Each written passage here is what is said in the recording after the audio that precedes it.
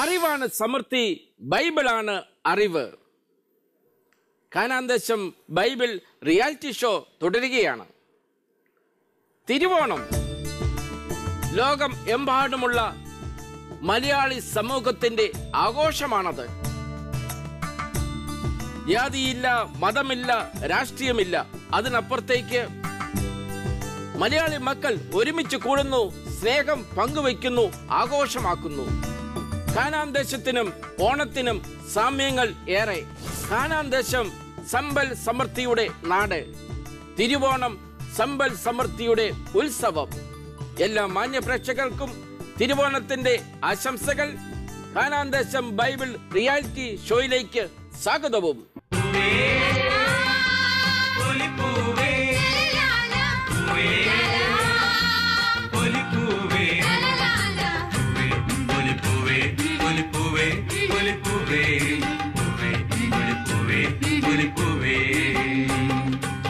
ഇന്ന് ഈ എപ്പിസോഡിലേക്ക്, ഈ ഗാർഡൻ സീറ്റിലേക്ക് കടന്നു വരുന്നു കേരളത്തിന്റെ മകൻ, പക്ഷേ ന്യൂസിലാൻഡിൽ നിന്ന് Thomson Philip.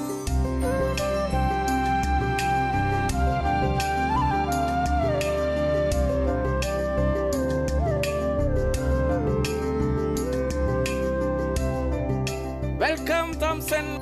This is your golden seat. Please take.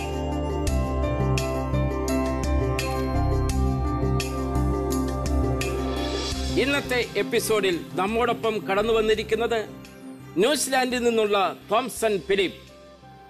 തോംസനെ കുറിച്ച് പറയുവാൻ ഒട്ടേറെ കാര്യങ്ങൾ. ഒന്ന് മാത്രം ഞാൻ ഇപ്പോൾ പറയാം. ഫ്രാൻസിസ് പാപ്പായോടൊപ്പം അടുത്തിരുന്ന് അത്താഴം കഴിക്കുവാൻ പായ്ക്കാൻ ശ്രദ്ധിച്ച ഒരു വ്യക്തിത്വമാണ്. അതിനേക്കാൾ ഉപരിയായിട്ട് ബ്രസീലിൽ നടന്ന ലോക കത്തോലിക്ക യുവജന സമ്മേളനത്തിൽ നിന്ന് തെരഞ്ഞെടുക്കപ്പെട്ട 12 യുവാക്കളിൽ ന്യൂസിലാൻഡിനെ പ്രതിനിധീകരിച്ച് പങ്കെടുത്ത തോംസൺ. കൂടുതൽ വിശേഷങ്ങൾ നമുക്ക് തോംസണിൽ നിന്ന് നേരിട്ടറിയാം. തോംസൺ ഫിലിപ്പ്, നല്ല പേര്. ഞാൻ ഒട്ടേറെ തവണ പലരിൽ നിന്ന് കേട്ടു തോംസനെ കുറിച്ച്. അഭിമാനത്തോടെ കാനാൻ ദേശം ബൈബിൾ റിയാലിറ്റി ഷോയിലേക്ക് ഒരിക്കൽ കൂടി ഞാൻ സ്വാഗതം ചെയ്യുകയാണ്. തോംസന്റെ കുടുംബ വിശേഷങ്ങൾ ആദ്യം പങ്കുവയ്ക്കാം, അതിനുശേഷം മറ്റ് വിശദാംശങ്ങൾ. എൻ്റെ പേര് തോംസൺ ഫിലിപ്പ് എന്നാണ്. എൻ്റെ വീട് കാഞ്ഞിരപ്പള്ളി രൂപതയിലെ കത്തീഡ്രൽ ഇടവകയിലാണ്. എൻ്റെ വീട്ടിൽ പപ്പയുണ്ട്, അമ്മയുണ്ട്, വൈഫുണ്ട്, ഒരനിയൻ, 2 പെങ്ങന്മാരും ഉണ്ട്. എങ്ങനെ ആണ് ന്യൂസിലാൻഡിൽ എത്തിച്ചേർന്നത്? ന്യൂസിലാൻഡിൽ ഞാൻ പോസ്റ്റ് ഗ്രാജുവേഷൻ ചെയ്യാൻ വേണ്ടിയാണ് അവിടെ പോയത്. അവിടെ പോയി കഴിഞ്ഞപ്പോൾ എനിക്ക് അവിടെ പോസ്റ്റ് ഗ്രാജുവേഷൻ കഴിഞ്ഞു, നല്ലൊരു ജോലി ദൈവം സഹായിച്ച് കിട്ടി. അങ്ങനെയാണ് അവിടെ സെറ്റിലായത്. ന്യൂസിലാൻഡ് ജീവിതം ഭംഗിയായിട്ട് പോകുന്നു. ഇപ്പോൾ ഞാൻ തിരിച്ച് നാട്ടിലോട്ട് തന്നെ പോകുന്നു.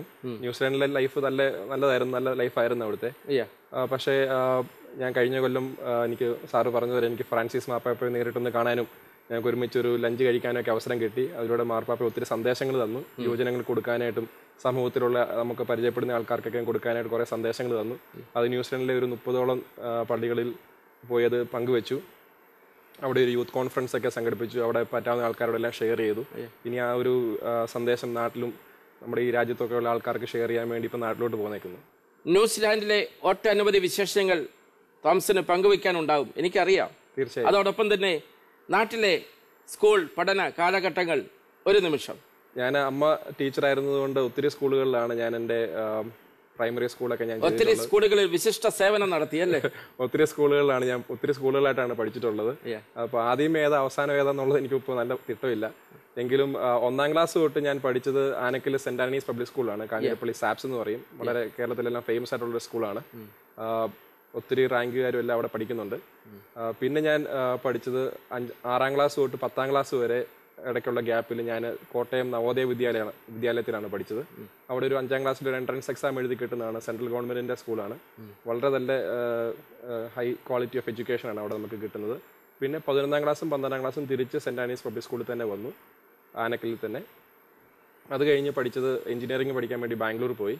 അവിടെ പോയി IT യിലാണ് എഞ്ചിനീയറിംഗ് പഠിച്ചത്. നല്ല ഒരു എക്സ്പീരിയൻസ് ആയി അല്ലേ പഠനകാലത്ത് തന്നെ? പഠനകാലത്ത് തന്നെ ഒത്തിരി സ്ഥലങ്ങളിൽ യാത്ര ചെയ്യാനും ഒത്തിരി ആൾക്കാരുമായിട്ട് മിങ്കിൾ ചെയ്യാനും എനിക്കിപ്പം ഒത്തിരി സ്ഥലങ്ങളിൽ ഒത്തിരി ഫ്രണ്ട്സ് ഉണ്ട്.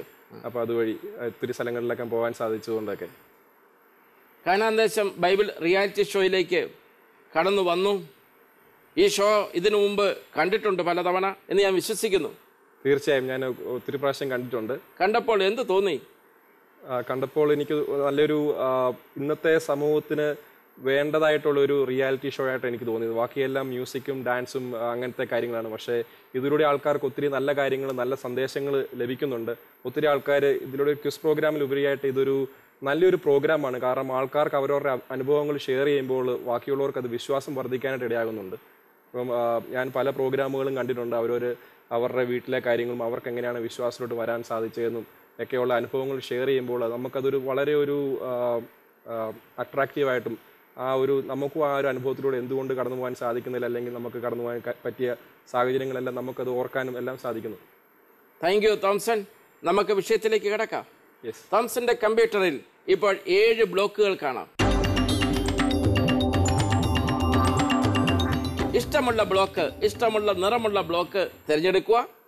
തോംസനുള്ള ചോദ്യങ്ങൾ ആ ബ്ലോക്കിനുള്ളിലാണ്. I'll go for blue. ഈ കസേരയിൽ ഗോൾഡൻ സീറ്റിൽ ഇരിക്കുന്ന എല്ലാവരോടും ഞാൻ ചോദിക്കുന്ന അതേ ചോദ്യം ആവർത്തിക്കുന്നു. എങ്ങനെ എത്തി ഈ ബ്ലൂവിൽ? ബ്ലൂവിലെത്താൻ എനിക്ക് പ്രത്യേകിച്ച് ആലോചിക്കേണ്ട കാര്യമില്ല. Blue is my favourite colour. പിന്നെ ബ്ലൂ മാതാവിൻ്റെ കളറാണ്. പരിസമ്മയുടെ നീരവിലിപ്പ് ഉള്ളിലാണ് നമ്മളെ പൊതിഞ്ഞ് സംരക്ഷിക്കുക എന്ന് നമ്മളെപ്പോഴും പ്രാർത്ഥിക്കുന്നത്. അപ്പോൾ ആ ഒരു കളറാണ് ഞാൻ എൻ്റെ എല്ലാ ഒരു കാര്യത്തിലും ഞാനൊരു തീം കളറായിട്ട് എടുത്തിട്ടുള്ളത്. അതുകൊണ്ട് എനിക്ക് ഒരു സംശയമില്ല, ബ്ലൂ കളർ തന്നെയാണ്. ബ്ലൂവിനെ ഇഷ്ടപ്പെടുന്ന തോംസന് ഞാൻ ആദ്യത്തെ ഒരു ചോദ്യം തരട്ടെ? തന്നോളൂ. കാനാൻ ദേശം ബൈബിൾ റിയാലിറ്റി ഷോയിൽ ഗോൾഡൻ സീറ്റിലിരിക്കുന്ന തോംസൺ ഫിലിപ്പിന് ആദ്യത്തെ ചോദ്യം ഇതാണ്.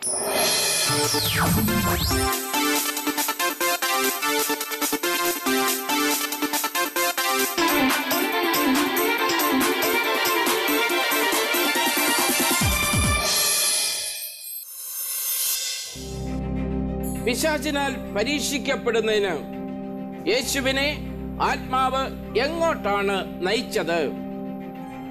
ഓപ്ഷൻ എ നഗരമധ്യത്തിലേക്ക്, ഓപ്ഷൻ ബി മരുഭൂമിയിലേക്ക്, ഓപ്ഷൻ സി മലമുകളിലേക്ക്, ഓപ്ഷൻ ഡി വിജന പ്രദേശത്തേക്ക്.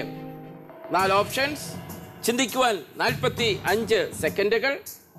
ഒരിക്കൽ ലോക്ക് ചെയ്താൽ പിന്നെ മാറുവാനും ബുദ്ധിമുട്ടാണ്. ഓപ്ഷൻ ബി മരുഭൂമിയിലേക്ക്. ഓപ്ഷൻ ബി മരുഭൂമിയിലേക്ക്. ലോക്ക് ചെയ്യാമോ? ലോക്ക് ചെയ്തോളൂ. Computer please lock option B മരുഭൂമിയിലേക്ക്. മലമുകളിലേക്ക് ആയിരുന്നില്ലേ?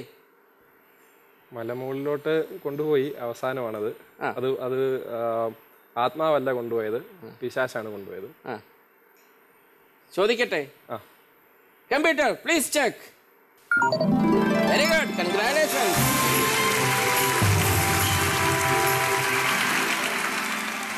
ആദ്യ ചോദ്യം ശരിയായ ഉത്തരം. പ്രത്യേക അഭിനന്ദനങ്ങൾ ഒരിക്കൽ കൂടി. ന്യൂസിലാൻഡിലെ ഒട്ടേറെ വിശേഷങ്ങൾ അറിയണമെന്നുണ്ട്. പക്ഷേ എൻ്റെ ഹൃദയത്തിൻ്റെ കോണിലിരുന്ന് ഇപ്പോൾ പറയുന്നു, തോംസൺ ഫ്രാൻസിസ് പാപ്പായെ കണ്ട കാര്യം തന്നെ ആദ്യം എനിക്കും കേൾക്കണം, പ്രേക്ഷകർക്കും കേൾക്കണം. ഒന്ന് പറയൂ അതിൻ്റെ സാഹചര്യം, ബാക്ക്ഗ്രൗണ്ട്. എനിക്ക് വേൾഡ് യൂത്ത് ഡേ എന്ന് പറഞ്ഞാൽ എല്ലാവർക്കും അറിയായിരിക്കും. അപ്പം മാർപ്പാപ്പ തന്നെ നമ്മുടെ ജോൺ പോൾ മാർപ്പാപ്പ കുറേ കൊല്ലങ്ങൾക്ക് മുമ്പ് തുടങ്ങി വെച്ച ഒരു വലിയൊരു സഭയ്ക്ക് തന്നെ ഒരു വലിയൊരു അനുഗ്രഹമാണ് ഈ വേൾഡ് യൂത്ത് ഡേ എന്ന് പറയുന്നത്. അപ്പോൾ അതിന് പോകണമെന്ന് എനിക്ക് വളരെ കൊല്ലങ്ങളായിട്ടുള്ള ആഗ്രഹങ്ങളായിരുന്നു. ആദ്യമേ ഞാനത് അറിയുന്നത് ഓസ്ട്രേലിയയിൽ വെച്ച് നടന്ന, സിഡ്നിയിൽ വെച്ച് നടന്ന വേൾഡ് യൂത്ത് ഡേ കുറിച്ചാണ് ഞാൻ അറിയുന്നത്. പക്ഷേ അന്ന് സ്കൂളിലൊക്കെ പഠിച്ചുകൊണ്ടിരിക്കുന്ന സമയമായതുകൊണ്ട്, എഞ്ചിനീയറിംഗ് ഒക്കെ പഠിക്കുന്ന സമയമായതുകൊണ്ട് അന്ന് പോകാൻ സാധിച്ചില്ല. പിന്നെ നടന്നത് സ്പെയിനിൽ വെച്ചുള്ളതായിരുന്നു. അന്ന് വേണമെങ്കിൽ പോകാമായിരുന്നു, പക്ഷേ അന്ന് സാമ്പത്തിക പ്രശ്നങ്ങളൊക്കെ കാരണം നമുക്ക് ജോലി ആയിട്ടില്ല. അപ്പം പഠിച്ചുകൊണ്ടിരിക്കുകയാണ്. അന്നേരം ഞാൻ ന്യൂസിലൻഡിലായിരുന്നു. അപ്പോൾ ആ സമയത്ത് നമുക്ക് പോകാൻ സാധിച്ചില്ല. പിന്നെ ഞാൻ ശരിക്കും അതിനുവേണ്ടി പ്രാർത്ഥിക്കുമായിരുന്നു. ഇനിയിപ്പോൾ ഒരു അവസരം കിട്ടുവാണെങ്കിൽ അത് ഒരു സാധാരണ പിൽഗ്രിമായിട്ട് പോകത്തില്ല, ഒരു വോളണ്ടിയർ ആയിട്ട് പോകണമെന്നൊരു ആഗ്രഹം ഉണ്ടായിരുന്നു. കാരണം എനിക്ക് എല്ലാ കാര്യങ്ങളിലും ജസ്റ്റ് ഒരു കാഴ്ചക്കാരനായിട്ട് പോയിരിക്കുന്നതിനേക്കാൾ ഉപരിയായിട്ട് എനിക്കൊരു ഇറങ്ങിച്ചെന്ന് സേവനം ചെയ്യുന്നതിലോട്ടാണ് എനിക്ക് താല്പര്യമുള്ളത്.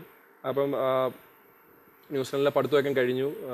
ദൈവം വളരെ നല്ലൊരു ജോലി തന്നെ എന്നെ അനുഗ്രഹിച്ചു. അതിലൂടെ കുറച്ച് പൈസയൊക്കെ എനിക്ക് സേവ് ചെയ്യാൻ പറ്റി. പിന്നെ ഫ്ലൈറ്റ് ടിക്കറ്റൊക്കെ ബുക്ക് ചെയ്യേണ്ട ഞാൻ അപ്പം ആ കൂട്ടത്തിൽ തന്നെ ഞാൻ ആപ്ലിക്കേഷൻ അയച്ചു. അതിൻ്റെ ഇൻ്റർനാഷണൽ വോളണ്ടിയർ ആകാൻ വേണ്ടി ഒരു ആപ്ലിക്കേഷൻ അയച്ചു. അത് ദൈവാനുഗ്രഹം കൊണ്ട് അവർ അക്സെപ്റ്റ് ചെയ്തു. പിന്നെ അതിന് കുറേ പ്രോസസ്സിംഗ് ഉണ്ടായിരുന്നു. നമുക്ക് ന്യൂസിലൻഡിലെ ബിഷപ്പിൻ്റെ സപ്പോർട്ടിംഗ് ലെറ്റർ വേണമായിരുന്നു, നമ്മുടെ ക്യാരക്ടർ അതിൻ്റെ ഒരു സപ്പോർട്ടിംഗ് ലെറ്റർ വേണം. അങ്ങനെ കുറേ ഫോർമാലിറ്റീസ് ഉണ്ടായിരുന്നു, അതെല്ലാം ചെയ്തു. അങ്ങനെയാണ് ഞാൻ ന്യൂസിലൻഡിനെ റെപ്രസെൻറ്റ് ചെയ്ത് ഇൻ്റർനാഷണൽ വോളണ്ടിയർ ആയിട്ട് ബ്രസീലിൽ പോയത്. പ്രോഗ്രാം തുടങ്ങുന്നതിൻ്റെ ഒരു 15 ദിവസം മുമ്പ് ചെല്ലണമായിരുന്നു.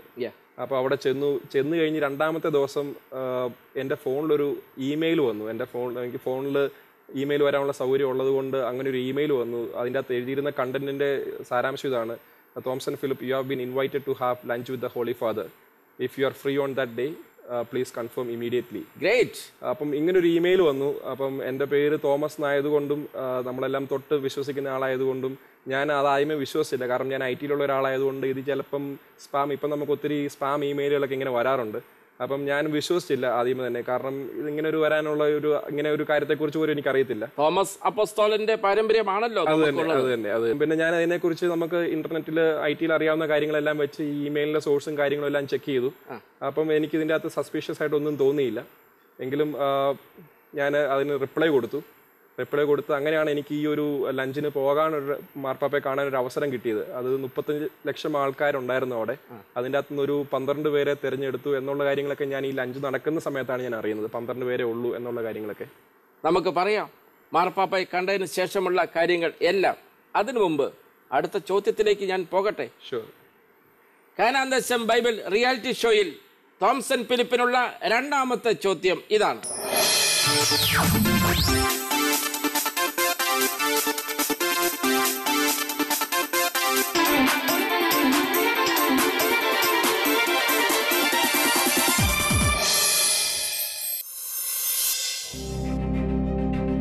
ഞാൻ സുവിശേഷം പ്രസംഗിക്കുന്നില്ലെങ്കിൽ എനിക്ക് ദുരിതം.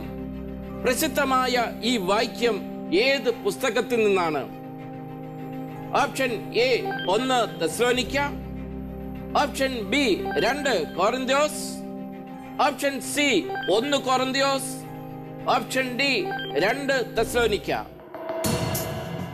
ആലോചിക്കാം. ഇതിൻ്റെ അകത്ത് ഇത് കൊറിന്തോസ് എന്നുള്ള കാര്യം എനിക്ക് ഉറപ്പാണ്.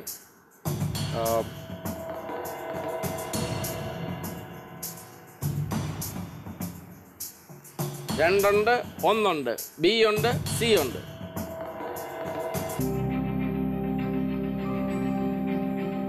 കൊറിന്തോസ്.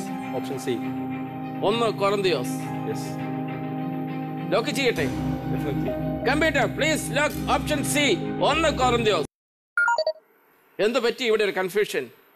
ഈ വാക്യം ഞാൻ ബ്രസീലിൽ പോയപ്പോൾ അവിടെ ഒത്തിരി സ്ഥലങ്ങളിൽ എഴുതി വെച്ചിരുന്നു. കാരണം go and make disciples of all nation എന്നായിരുന്നു നമ്മുടെ ആ ഒരു വേൾഡ് യൂത്ത് ഡേയുടെ ഒരു തീം തന്നെ. അപ്പോൾ അതിൻ്റെ അകത്ത് നമുക്ക് ഒത്തിരി കാറ്റഗിസസിൻ്റെ അകത്തൊക്കെ ഈ ഒരു ടോപ്പിക്കിനെ കുറിച്ച് നമുക്ക് ശരിക്കും പറഞ്ഞു തരുന്നത്. അപ്പം ഇത് ശരിക്കും കേട്ടിട്ടുണ്ട്, എപ്പോഴും നമ്മൾ കേൾക്കുന്ന ഒരു വാക്യം കൂടെയാണ്. അപ്പം അവിടെ ഞാൻ കണ്ടിട്ടുണ്ട് കൊറിന്തിയോസ് എന്നുള്ളത്.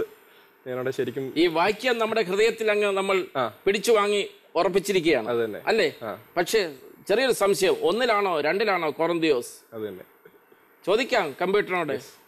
Computer please check.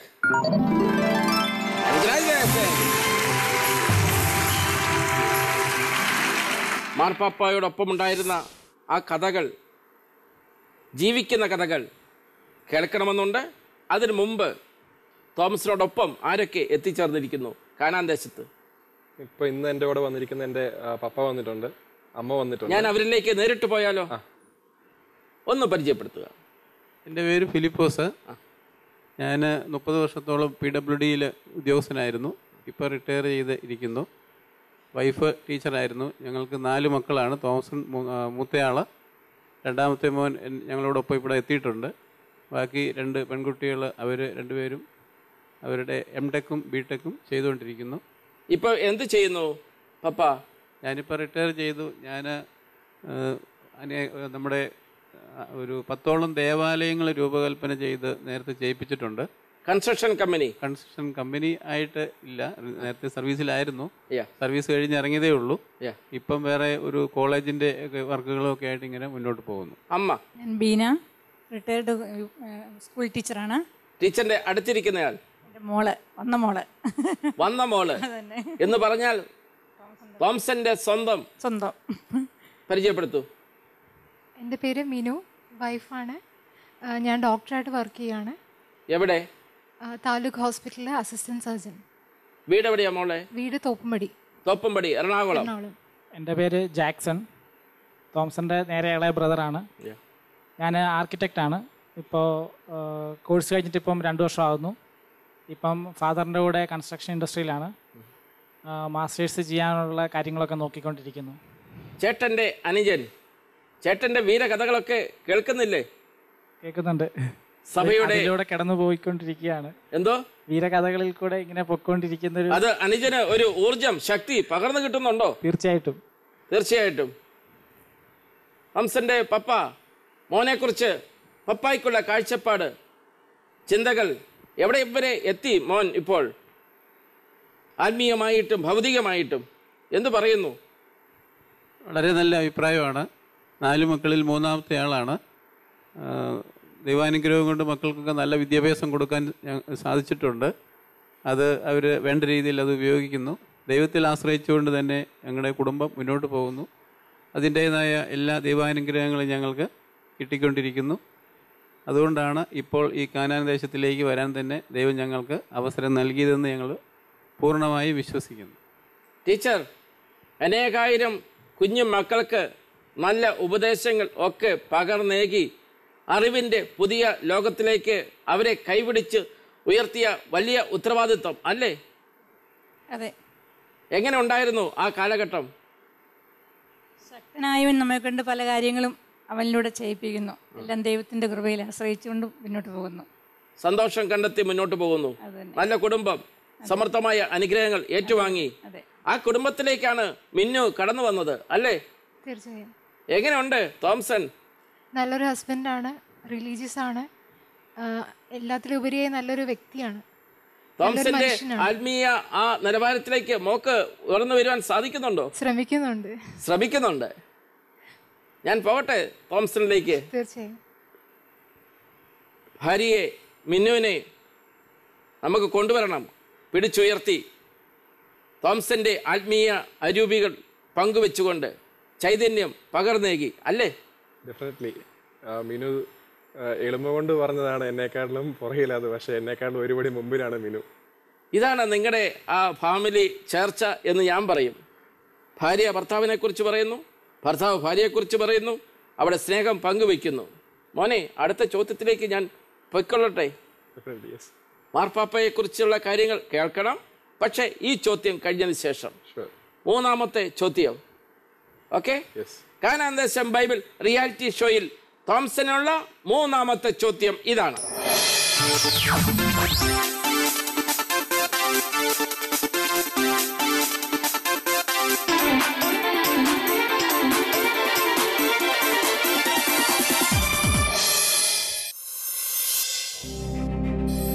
ഒന്ന് കൊറിന്ത്യസ് പുസ്തകം അനുസരിച്ച് ഭാഷാവരമുള്ളവർ ആരോടാണ് സംസാരിക്കുന്നത്?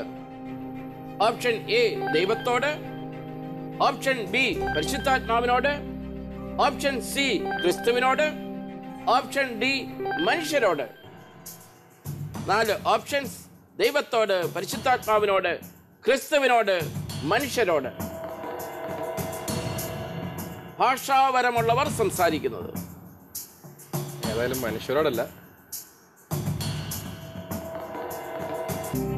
ബാക്കി 3ഉം ദൈവത്തിന്റെ തന്നെ ഓരോ വ്യക്തിത്വങ്ങളാണല്ലോ.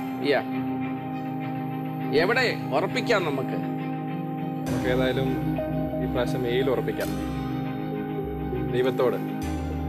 ഓപ്ഷൻ എ ദൈവത്തോട് ഉറപ്പിക്കാമോ? ഉറപ്പിച്ചു. Computer please lock option A ദൈവത്തോട്. തെറ്റിപ്പോയോ? തെറ്റിയാലും കുഴപ്പമില്ല, ശരിയായാലും കുഴപ്പമില്ല. ചോദിക്കട്ടെ? ചോദിച്ചോളൂ. Computer please check.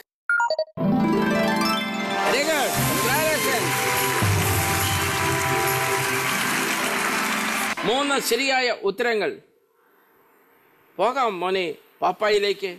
ഡെഫിനറ്റ്ലി, അതിനുവേണ്ടിയാണ് കാത്തിരിക്കുന്നത്. യെസ്. ഞാൻ പറയാൻ ആഗ്രഹിച്ച മാർപ്പാപ്പ നമുക്ക് ആ ഒരു കണ്ട അനുഭവത്തെക്കുറിച്ചാണ് ഇനി പറയാൻ പോകുന്നത്.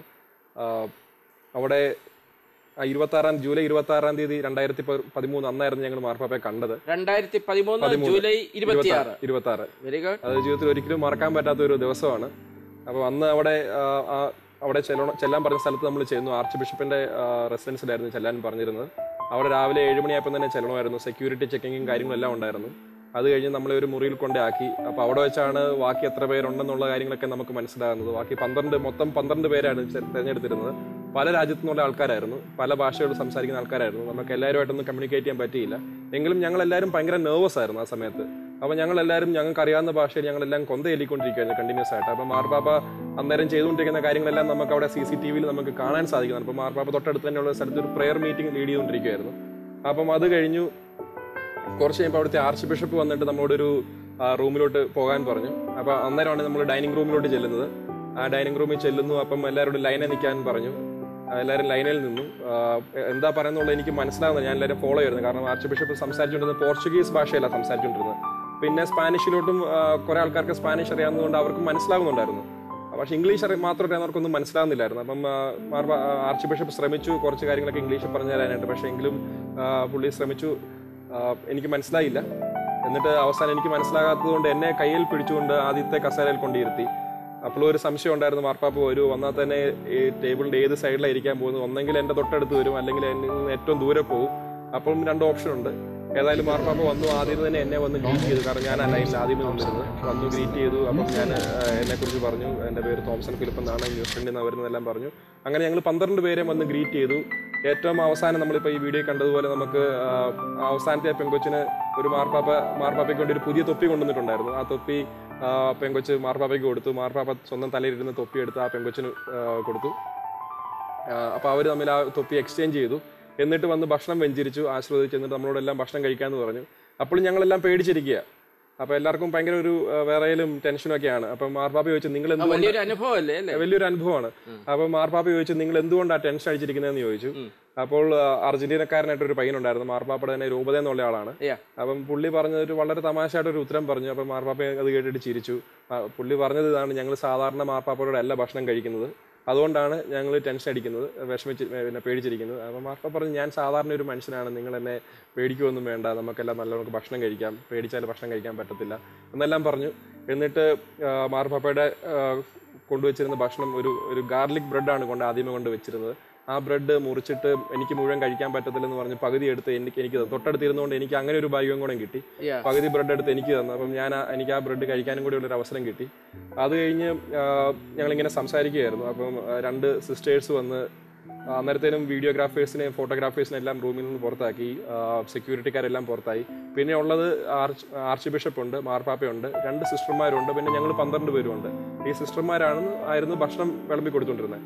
അപ്പോൾ ആ സിസ്റ്റർമാർ വന്ന് ചോദിച്ചു, ഏത് വൈനാണ് വേണ്ടതെന്ന് ചോദിച്ചു. റെഡ് വൈനാണോ വൈറ്റ് വൈനാണോ വേണ്ടതെന്ന് ചോദിച്ചു മാർപ്പാപ്പയോട്. അപ്പം മാർപ്പാപ്പ പറഞ്ഞു, എനിക്ക് ജ്യൂസ് തന്നാൽ മതി എന്ന് പറഞ്ഞു. ഞങ്ങളെല്ലാവരും ആദ്യം തന്നെ നമുക്ക് മെനു ഒക്കെ തന്നതുകൊണ്ട് അതിനകത്ത് നല്ല എക്സ്പെൻസീവ് ആയിട്ടുള്ള നല്ല അടിപൊളി വൈനുകളൊക്കെ ഉണ്ടായിരുന്നു. അപ്പം ഞങ്ങൾ ഏതൊക്കെ കുടിക്കേണ്ടതെന്നൊക്കെ ഉള്ള നേരത്തെ തന്നെ നോട്ട് ചെയ്ത് വെച്ചേക്കുമായിരുന്നു. അപ്പം മാർപ്പാപ്പ തൊട്ടടുത്ത് നിന്ന് ജ്യൂസ് കുടിക്കുമ്പോൾ പിന്നെ എനിക്ക് ഇരുന്ന് വൈൻ കുടിക്കാൻ പറ്റത്തില്ലാത്തതുകൊണ്ട് അന്ന് തൊട്ട് പിന്നെ വൈൻ തൊട്ടിട്ടില്ല. അപ്പം അന്ന് അങ്ങനെ ഒരു തീരുമാനം എടുത്തു. നമ്മുടെ ഈ മാർപ്പാപ്പയെ കുറിച്ച് പറയുകയാണെങ്കിൽ ഒത്തിരി എന്നോട് ന്യൂസിലൻഡിലെ ആർച്ച് ബിഷപ്പ് തന്നെ ഷെയർ ചെയ്തൊരു കാര്യമാണ്, ഈ മാർപ്പാപ്പ നമ്മളോട് ഒത്തിരി കാര്യങ്ങൾ പറഞ്ഞു തരത്തില്ല, ഒത്തിരി കാര്യങ്ങൾ എഴുതി അറിയിക്കത്തുമില്ല. ഈ മാർപ്പാപ്പ എല്ലാം പ്രവർത്തിച്ച് കാണിക്കുകയാണ്, എക്സാമ്പിളിലൂടെയാണ് നമുക്ക് സന്ദേശങ്ങൾ തരുന്നത്. അപ്പോൾ അന്ന് മാർപ്പാപ്പ അവിടെ വൈൻ കുടിക്കാത്തത് കൊണ്ട് ഞങ്ങൾക്കും കുടിക്കാൻ പറ്റിയില്ല. പക്ഷെ അതൊരു സന്ദേശമായിരുന്നു, നമ്മളോട് പറഞ്ഞില്ല, പക്ഷെ എങ്കിലും അതൊരു സന്ദേശമായിരുന്നു.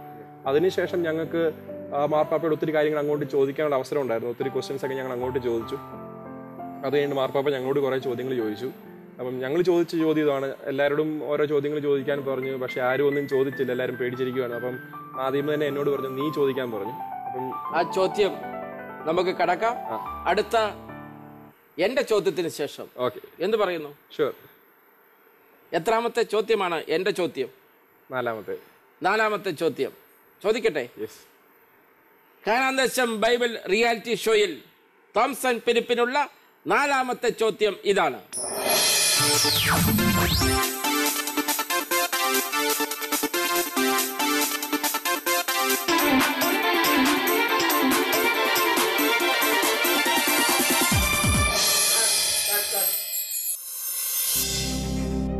ആമോസ് പ്രവാചകൻ ആകുന്നതിന് മുമ്പ് ആരായിരുന്നു? ഓപ്ഷൻ എ ആട്ടിടയൻ, ഓപ്ഷൻ ബി പടയാളി, ഓപ്ഷൻ സി ന്യായാധിപൻ, ഓപ്ഷൻ ഡി ദേവാലയ സൂക്ഷിപ്പുകാരൻ. ആട്ടിടയൻ, പടയാളി, ന്യായാധിപൻ, ദേവാലയ സൂക്ഷിപ്പുകാരൻ. ചിന്തിക്കുക. ഐഡിയ ഇല്ലാത്തൊരു ചോദ്യമാണ്. ആമോസ് പ്രവാചകൻ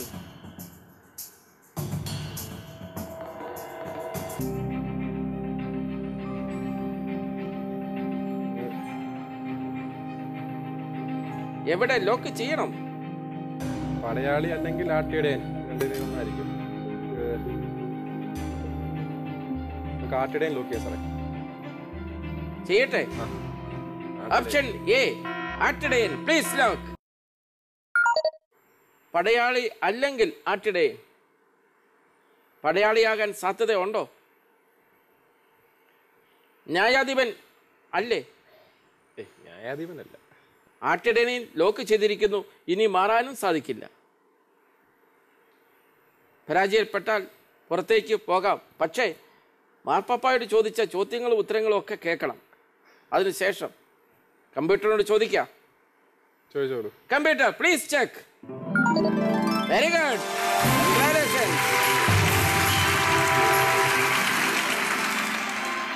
ഇനി കിടക്കാം. അപ്പം നമ്മൾ പറഞ്ഞത് മാർപ്പാപ്പയോട് ഞങ്ങൾ അങ്ങോട്ട് ചോദിച്ച ചോദ്യങ്ങളാണ്. അപ്പോൾ ആദ്യമേ എന്നോട് പറഞ്ഞു നീ ഒരു ചോദ്യം ചോദിക്കാൻ പറഞ്ഞു. അപ്പം ഞാൻ ചോദിച്ചു, വളരെ കുറേ നേരം ആലോചിച്ചിട്ട് ചോദിച്ചു, how to be a Catholic in the present world holding our traditions. നമ്മൾ ജീവിക്കുന്ന സമൂഹത്തിൽ നമുക്ക് ഒത്തിരി ട്രഡീഷൻസ് ഉണ്ട്. ഈ ട്രഡീഷൻസ് എല്ലാം ഫോളോ ചെയ്യുകയും വേണം. എന്നാൽ എങ്ങനെ ഒരു നല്ല കാത്തലിക്കായിട്ട് നമുക്ക് ഇന്നത്തെ കാലത്ത് ജീവിക്കാൻ പറ്റും, ഇന്നത്തെ പ്രസന്റ് ജനറേഷനിൽ. കാരണം ഇന്നത്തെ പ്രസന്റ് ജനറേഷൻ ഈ ട്രഡീഷൻ ഉണ്ടായ കാലഘട്ടത്തുള്ള ജനറേഷൻ അല്ല. ഒത്തിരിയും വ്യത്യസ്തമായിട്ട് മതത്തിനോടും വിശ്വാസത്തോടും ഒക്കെ ഒരു പുച്ഛമായിട്ടുള്ള ജനറേഷനാണ് ന്യൂസിലൻഡിലൊക്കെ നമ്മൾ ജീവിക്കുന്ന സാഹചര്യത്തിലുള്ളത്. അപ്പോൾ അതുകൊണ്ടാണ് ഞാൻ അങ്ങനെ ഒരു ചോദ്യം ചോദിച്ചത്. അപ്പോൾ മാർപ്പാപ്പ നമ്മളോട് പറഞ്ഞു തന്നത് ഇതാണ്, Christ leaves in the present. Christ ഒരു ഹിസ്റ്ററിയോ ട്രഡീഷനോ ഒന്നുമല്ല. ക്രൈസ്റ്റ് ഇന്നും ജീവിക്കുന്ന, യേശുക്രിസ്തു ഇന്നും ജീവിക്കുന്ന വ്യക്തിയാണ്. പക്ഷെ നമ്മുടെ ട്രഡീഷൻസ് എല്ലാം പണ്ടത്തെ കാര്യങ്ങളാണ്. ആ പണ്ടത്തെ കാര്യങ്ങളൊക്കെ നീ അങ്ങ് വേണ്ടെന്ന് വെക്ക്. പക്ഷെ ഇന്ന് നീ യേശുക്രിസ്തുവിനോട് അങ്ങ് ജീവിക്കുക. വേണ്ടെന്ന് വെക്കാനല്ല, അതിന് ഒത്തിരി ഇമ്പോർട്ടൻസ് കൊടുക്കണ്ട. പക്ഷെ യേശുക്രിസ്തു ഇന്നും ജീവിക്കുന്നുണ്ട്. നീ ആ യേശുവിൻ്റെ കൂടെ അങ്ങ് ജീവിച്ചാൽ മാത്രം മതി എന്നാണ് നമുക്ക് മാർപ്പാപ്പ ആ ഒരു ഉത്തരവായിട്ട് പറഞ്ഞു തന്നത്. ഇനി അതിനുശേഷം നമുക്ക് വേറെ 1-2 ചോദ്യങ്ങളും കൂടെയുള്ള ആൾക്കാരൊക്കെ ചോദിച്ചു. മൊത്തം 4 ചോദ്യങ്ങളാണ് ചോദിച്ചത്. രണ്ടാമത്തെ ചോദ്യം ചോദിച്ചത് ഒരു പെൺകുട്ടിയാണ്, ബ്രസീലിൽ നിന്ന് തൊപ്പി കിട്ടിയ പെൺകുട്ടിയാണ് ചോദിച്ചത്. പുള്ളിക്കാരി ചോദിച്ചത്, പുള്ളിക്കാരുടെ ഒരു സിസ്റ്റർ പറഞ്ഞെന്നാണ് പറയുന്നത്, നീ ഒരു കന്യാസ്ത്രീ ആവുകയാണെങ്കിൽ മാത്രമേ, നീ മഠത്തിൽ ചേർന്നാൽ മാത്രമേ നിന്റെ ഹൃദയം യേശുവിൻ്റെ പൂർണ്ണമായിട്ടും യേശുവിൻ്റെ സ്വന്തമാവുകയുള്ളൂ. 100% നിന്റെ ഹാർട്ട് യേശുவோടെ സ്വന്തമാകണമെങ്കിൽ നീ കന്യാസ്ത്രീ ആകണമെന്ന് പറഞ്ഞു. അപ്പോൾ മാർപ്പാപ്പ വളരെ ചിരിച്ചുകൊണ്ട് പറഞ്ഞു, ആ സിസ്റ്റർ ഒരു മാർക്കറ്റിംഗ് ചെയ്യുകയായിരുന്നു, നിന്നെ മഠത്തിൽ ചേർക്കാൻ വേണ്ടി ഒരു മാർക്കറ്റിംഗ് ചെയ്യുകയായിരുന്നു. വളരെ ഓപ്പൺ ആയിട്ടാണ് മാർപ്പാപ്പ ഇതേ വാക്ക് തന്നെ, മാർക്കറ്റിംഗ് എന്നുള്ള വാക്ക് തന്നെയാണ് ഉപയോഗിച്ചത്. മാർക്കറ്റിംഗ് ചെയ്യായിരുന്നു. അങ്ങനെ നമ്മുടെ എല്ലാവരുടെയും ഹൃദയം ഈശോയുടെ സ്വന്തമാണ്, 100% ഈശോയുടെ സ്വന്തമാണ്. പക്ഷെ യേശുക്രിസ്തു നമുക്ക് ഓരോരുത്തർക്കും ഓരോ ഉത്തരവാദിത്വം ഏൽപ്പിച്ചിട്ടുണ്ട്. ആ ഉത്തരവാദിത്തങ്ങൾ നമ്മൾ 100% ആത്മാർത്ഥതയോടെ ചെയ്യുകയാണെങ്കിൽ നമ്മുടെ ഹൃദയവും 100% ഈശോയുടെ സ്വന്തമായിരിക്കും. അതിന് സിസ്റ്റർ ആകണമെന്നോ അച്ഛനാകണമെന്നോ ഡോക്ടറാണോ നേഴ്സാണോ അങ്ങനെയൊന്നുമില്ല. നമുക്ക് എല്ലാവർക്കും ഓരോ ജീവിത വിളികൾ ദൈവം തന്നിട്ടുണ്ട്. ആ വിളി നമ്മൾ മനസ്സിലാക്കി അതിനോട് യേശുക്രിസ്തുവിനോട് റെസ്പോണ്ട് ചെയ്ത് ആ വിളി സ്വീകരിച്ച് അതിന് 100% ആത്മാർത്ഥമായിട്ട് ചെയ്യുവാണെങ്കിൽ നമ്മുടെ ഹൃദയം ഈശോയുടെ സ്വന്തമാകും. എന്നിട്ട് അതിൻ്റെ കൂടെ ഇത് പറഞ്ഞ കൂടെ തന്നെ പറയുകയും ചെയ്തു, യേശുക്രിസ്തു നമ്മളെ എന്തിനാണ് വിളിക്കുന്നത്, എപ്പോഴാണ് വിളിക്കുന്നത് നമുക്ക് പറയാൻ പറ്റത്തില്ല. അതുകൊണ്ട് നമ്മളെപ്പോഴും സാമുവേൽ പ്രവാചകനെ പോലെ നമ്മളെപ്പോഴും speak load for your servant is listening. നമ്മൾ യേശുക്രിസ്തുവിൻ്റെ സ്വരത്തിനായിട്ട് നമ്മൾ കാത്തിരിക്കണം. ആ വിളി കിട്ടിക്കഴിയുമ്പോൾ നമ്മളത് സ്വീകരിക്കണം, വെച്ച് താമസിപ്പിക്കരുത് എന്നുള്ളൊരു സന്ദേശം കൂടെ തന്നു. അതാണ് രണ്ടാമത്തെ ചോദ്യം. പിന്നെ മൂന്നാമത്തെ ചോദ്യം, എങ്ങനെയാണ് യുവജനങ്ങൾക്കിടയ്ക്ക് വർക്ക് ചെയ്യുക, how to work among young people. അപ്പോൾ മാർപ്പാപ്പ നമുക്ക് പറഞ്ഞു തന്നത്, ഞാൻ ഒരിക്കലും ഒരു യൂത്ത് ഓർഗനൈസേഷനിലോ അല്ലെങ്കിൽ ഒരു സെറ്റപ്പിൻ്റെ അകത്തുനിന്ന് വർക്ക് ചെയ്തിട്ടില്ല. ഞാൻ എപ്പോഴും എൻ്റെ സമൂഹത്തിലും എൻ്റെ ചുറ്റുപാടിലും എൻ്റെ ഇടവകയിലുമുള്ള ആൾക്കാരുടെ ഒരു യുവജനങ്ങൾക്കിടയ്ക്കാണ് ഞാൻ വർക്ക് ചെയ്തിട്ടുള്ളത്. അതുകൊണ്ട് നിങ്ങളും ഒരു യൂത്ത് ഓർഗനൈസേഷനിലൊന്നും വർക്ക് ചെയ്യണമെന്ന് ഞാൻ പറയത്തില്ല. പക്ഷേ നിങ്ങളുടെ സമൂഹത്തിലും ചുറ്റുപാടും ഇടവകയിലുള്ള ആൾക്കാരെ കണ്ടില്ലെന്ന് നിങ്ങൾ ഒരിക്കലും വെക്കരുത്. നിങ്ങൾ മാർപ്പാപ്പ പറഞ്ഞതൊരു വലിയൊരു കൊട്ടേഷനായിട്ട് തന്നെ നമുക്ക് പറയാൻ പറ്റുന്നൊരു കാര്യമാണ്, a person without hope, an young person without hope is sick or patient. അതായത് പ്രത്യാശയില്ലാത്ത ഒരു യുവാവ് അല്ലെങ്കിൽ യുവതി ഒരു രോഗിയാണെന്നാണ് മാർപ്പാപ്പ നമുക്ക് പറഞ്ഞു തന്നത്. ആ പ്രത്യാശയില്ലാത്ത ആൾക്കാർക്ക് നമ്മൾ യേശുക്രിസ്തുവിൻ്റെ സ്നേഹവും പ്രത്യാശയും പകർന്നു കൊടുക്കുക. ഇതാണ് നമുക്ക് ദൈവം തന്നേക്കുന്ന ഒരു വലിയ ഉത്തരവാദിത്വം. ഇതാണ് നമ്മൾ ചെയ്യേണ്ട കാര്യവും. അതായത് സ്നേഹവും പ്രത്യാശയും, യേശുക്രിസ്തുവിൻ്റെ സ്നേഹവും പ്രത്യാശയും ബാക്കിയുള്ളവർക്ക് പകർന്നു കൊടുക്കുക. നമ്മുടെ സമൂഹത്തിലും നമ്മുടെ ഇടവകയിലുള്ള ആൾക്കാർക്ക്, ചെറുപ്പക്കാർക്ക് പകർന്നു കൊടുക്കുക. പിന്നെ മാർപ്പാപ്പ പറഞ്ഞു തന്നത്, ഒരു ചെറുപ്പക്കാരൻ അല്ലെങ്കിൽ ഒരു ചെറുപ്പക്കാരി 100% മാനസാന്തരപ്പെട്ടാൽ മാത്രമേ നമ്മുടെ കൂട്ടുകയുള്ളൂ എന്ന് നമ്മൾ വാശി പിടിക്കരുത്. അവർ ഏത് അവസ്ഥയിലാണോ ആ അവസ്ഥയിൽ നമ്മൾ അവരെ സ്വീകരിക്കാൻ റെഡിയായിരിക്കണം. അവരെ നമ്മളൊരു വെരി വെരി ഇമ്പോർട്ടൻറ്റ് പേഴ്സണായിട്ട് നമ്മുടെ കൂട്ടായ്മയിലോട്ടും നമ്മുടെ സമൂഹത്തിലോട്ടും നമ്മൾ ചെയ്യുന്ന എല്ലാ ആക്ടിവിറ്റീസിനും അവരെ നമ്മൾ ഇൻവൈറ്റ് ചെയ്യണം. വെരി വെരി ഇമ്പോർട്ടൻറ്റ് പേഴ്സണായിട്ട് അവർ നമ്മളുള്ള യേശുക്രിസ്തുവിൻ്റെ സ്നേഹവും പ്രത്യാശയും എല്ലാം അവർ ഫീൽ ചെയ്യണം. നമ്മൾ ചെയ്യുന്ന നല്ല കാര്യങ്ങളൊക്കെ എന്തുകൊണ്ടാണ് നമ്മൾ ചെയ്യുന്നതെന്നുള്ളത് അത് കണ്ട് അവർ തന്നെ ചിന്തിക്കണം. ആ ചിന്തയിലൂടെ നമ്മൾ അവരെ ഇൻവൈറ്റ് ചെയ്യുന്നതിലൂടെ യേശുക്രിസ്തു അവരെ ടച്ച് ചെയ്യും. അങ്ങനെ അവർക്ക് മാനസാന്തരം ഉണ്ടാവും. നമ്മളവരെ മാറ്റി നിർത്തി കഴിഞ്ഞാൽ അവർക്ക് ഒരിക്കലും ഒരു മാനസാന്തരത്തിനുള്ള അവസരം കിട്ടത്തില്ല. നമ്മൾ എല്ലാവരെയും വെരി വെരി ഇമ്പോർട്ടൻറ്റ് പേഴ്സണായിട്ട് നമ്മുടെ സമൂഹത്തിലോട്ട് കൂട്ടിക്കൊണ്ട് വരണമെന്നാണ് മാർപ്പാപ്പ പറഞ്ഞു തന്നത്. പിന്നെ ആദ്യമേ പറഞ്ഞവരെ പ്രത്യാശയും സ്നേഹവും പകർന്നു കൊടുക്കുക. ഈ 2 കാര്യങ്ങളാണ് യുവജനങ്ങളെക്കുറിച്ച് പറഞ്ഞു തന്നത്. പിന്നെ 4ാമത്തെ ചോദ്യം ഇതായിരുന്നു, നമുക്ക് എങ്ങനെ ദൈവത്തെ how to work for Christ, അല്ലെങ്കിൽ നമുക്ക് എങ്ങനെ how to serve the Lord. അപ്പോൾ മാർപ്പാപ്പ പറഞ്ഞു തന്നത്, നിങ്ങൾ ഒരിക്കലും യേശുക്രിസ്തുവിന് വേണ്ടി എന്ത് ചെയ്യും എന്നുള്ളതിനെക്കുറിച്ച് നിങ്ങൾ ടെൻഷൻ അടിക്കണ്ട. എന്താണ് നിങ്ങളുടെ ആദ്യം യുവജനങ്ങളെക്കുറിച്ച് അതിനെക്കുറിച്ച് പറഞ്ഞത് തന്നെ മാർപ്പാപ്പ റിപ്പീറ്റ് ചെയ്തു. നിങ്ങളുടെ ചുറ്റുപാട്ടത്തിലുള്ളവർക്കും പിന്നെ അല്ലെങ്കിൽ നിങ്ങളുടെ ഇടവകയിലുള്ളവർക്കൊക്കെ യേശുക്രിസ്തുവിൻ്റെ സ്നേഹവും പ്രത്യാശയും കൊടുത്താൽ മാത്രം മതി. ചെയ്യാൻ പറ്റാവുന്ന ചെറിയ ചെറിയ കാര്യങ്ങൾ വളരെയധികം സ്നേഹത്തോടു കൂടി ചെയ്തു കൊടുക്കണം. മദർ തെരേസയുടെ ഒരു കൊട്ടേഷൻ മാർപ്പാപ്പയോടെ ഉപയോഗിച്ചു. മദർ തെരേസയുടെ കൊട്ടേഷൻ ഇങ്ങനെയാണ്, I cannot do big things but I can do only small things but with great love. അപ്പം ആ ഒരു കാര്യമാണ് മാർപ്പാപ്പ എപ്പോഴും സ്ട്രെസ് ചെയ്തത്. നിങ്ങൾ വലിയ കാര്യങ്ങളൊന്നും ചെയ്യാൻ നോക്കണം, നിങ്ങൾ ചെറിയ ചെറിയ കാര്യങ്ങൾ വളരെയധികം സ്നേഹത്തോടു കൂടി ബാക്കിയുള്ളവർക്ക് ചെയ്തു കൊടുക്കുക. അതാണ് യേശുക്രിസ്തു ആഗ്രഹിക്കുന്നത്. അതാണ് മാർപ്പാപ്പ നമുക്ക് പറഞ്ഞു തന്നത്. പിന്നെ അതിൻ്റെ കൂടെ തന്നെ ഒരു കാര്യം കൂടെ പറഞ്ഞു, നിങ്ങൾ വചനം പ്രസംഗിക്കുന്നവരായിരിക്കരുത്, നിങ്ങൾ വചനം ജീവിച്ച് കാണിക്കുന്നവരായിരിക്കണം. ബി എ ലിവിങ് ടെസ്റ്റിമോണിയൽ എന്ന മാർപ്പാപ്പ നമുക്ക് പറഞ്ഞു തന്നത്. അപ്പം ഇത്രയാണ് മാർപ്പാപ്പ നമ്മൾ അങ്ങോട്ട് ചോദിച്ചതിന് മറുപടിയായിട്ട് പറഞ്ഞു തന്നത്. ഇനിയുള്ളത് മാർപ്പാപ്പ നമ്മളോട് ചോദിച്ച ചോദ്യങ്ങളാണ്. ആ ചോദ്യങ്ങളാണ് നമ്മുടെ എല്ലാവരുടെയും ലൈഫിനെ ടച്ച് ചെയ്തതും ലൈഫിനെ മൊത്തത്തിൽ മാറ്റിയ ചോദ്യങ്ങൾ. ആ ചോദ്യങ്ങളിലേക്ക് നമുക്ക് പോകാം. അതിനു മുമ്പ് അടുത്ത ചോദ്യം, കാനാൻ ദേശം ബൈബിൾ റിയാലിറ്റി ഷോയിൽ തോംസനുള്ള ചോദ്യം പറയട്ടെ. കാനാൻ ദേശം ബൈബിൾ റിയാലിറ്റി ഷോയിൽ തോംസൺ ഫിലിപ്പിനുള്ള 5ാമത്തെ ചോദ്യം ഇതാണ്.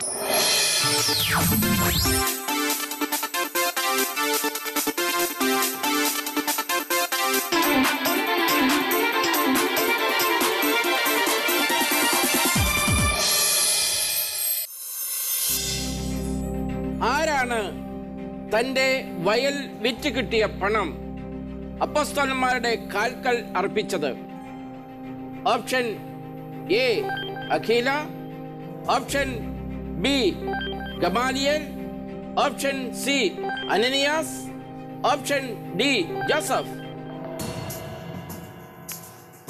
4 ഓപ്ഷനുകൾ. Option D Joseph. Option D Joseph. പറയാൻ എളുപ്പമുള്ള ഒരു പേരായതുകൊണ്ടാണോ ജോസഫിൽ അങ്ങ് ഉറപ്പിക്കുന്നത്? പറയാൻ എളുപ്പമുള്ള പേരുമാണ്, പക്ഷേ ഇതാണ് ശരിയെന്ന് മനസ്സും പറയുന്നു. പിന്നെ ജോസഫ് ഒരു നീതിമാനുമായിരുന്നു. ചോദിക്കാം. Computer please lock. Option D. Option ഡിയിൽ ലോക്ക് ചെയ്തു. തോംസന്റെ മനസ്സിൽ കൂടി കടന്നുപോയി ഉറപ്പിച്ച ആ ഉത്തരം ശരിയാണോ തെറ്റാണോ എന്ന് ഇപ്പോൾ തന്നെ ചോദിക്കാം. Computer please check. Very good, congratulation.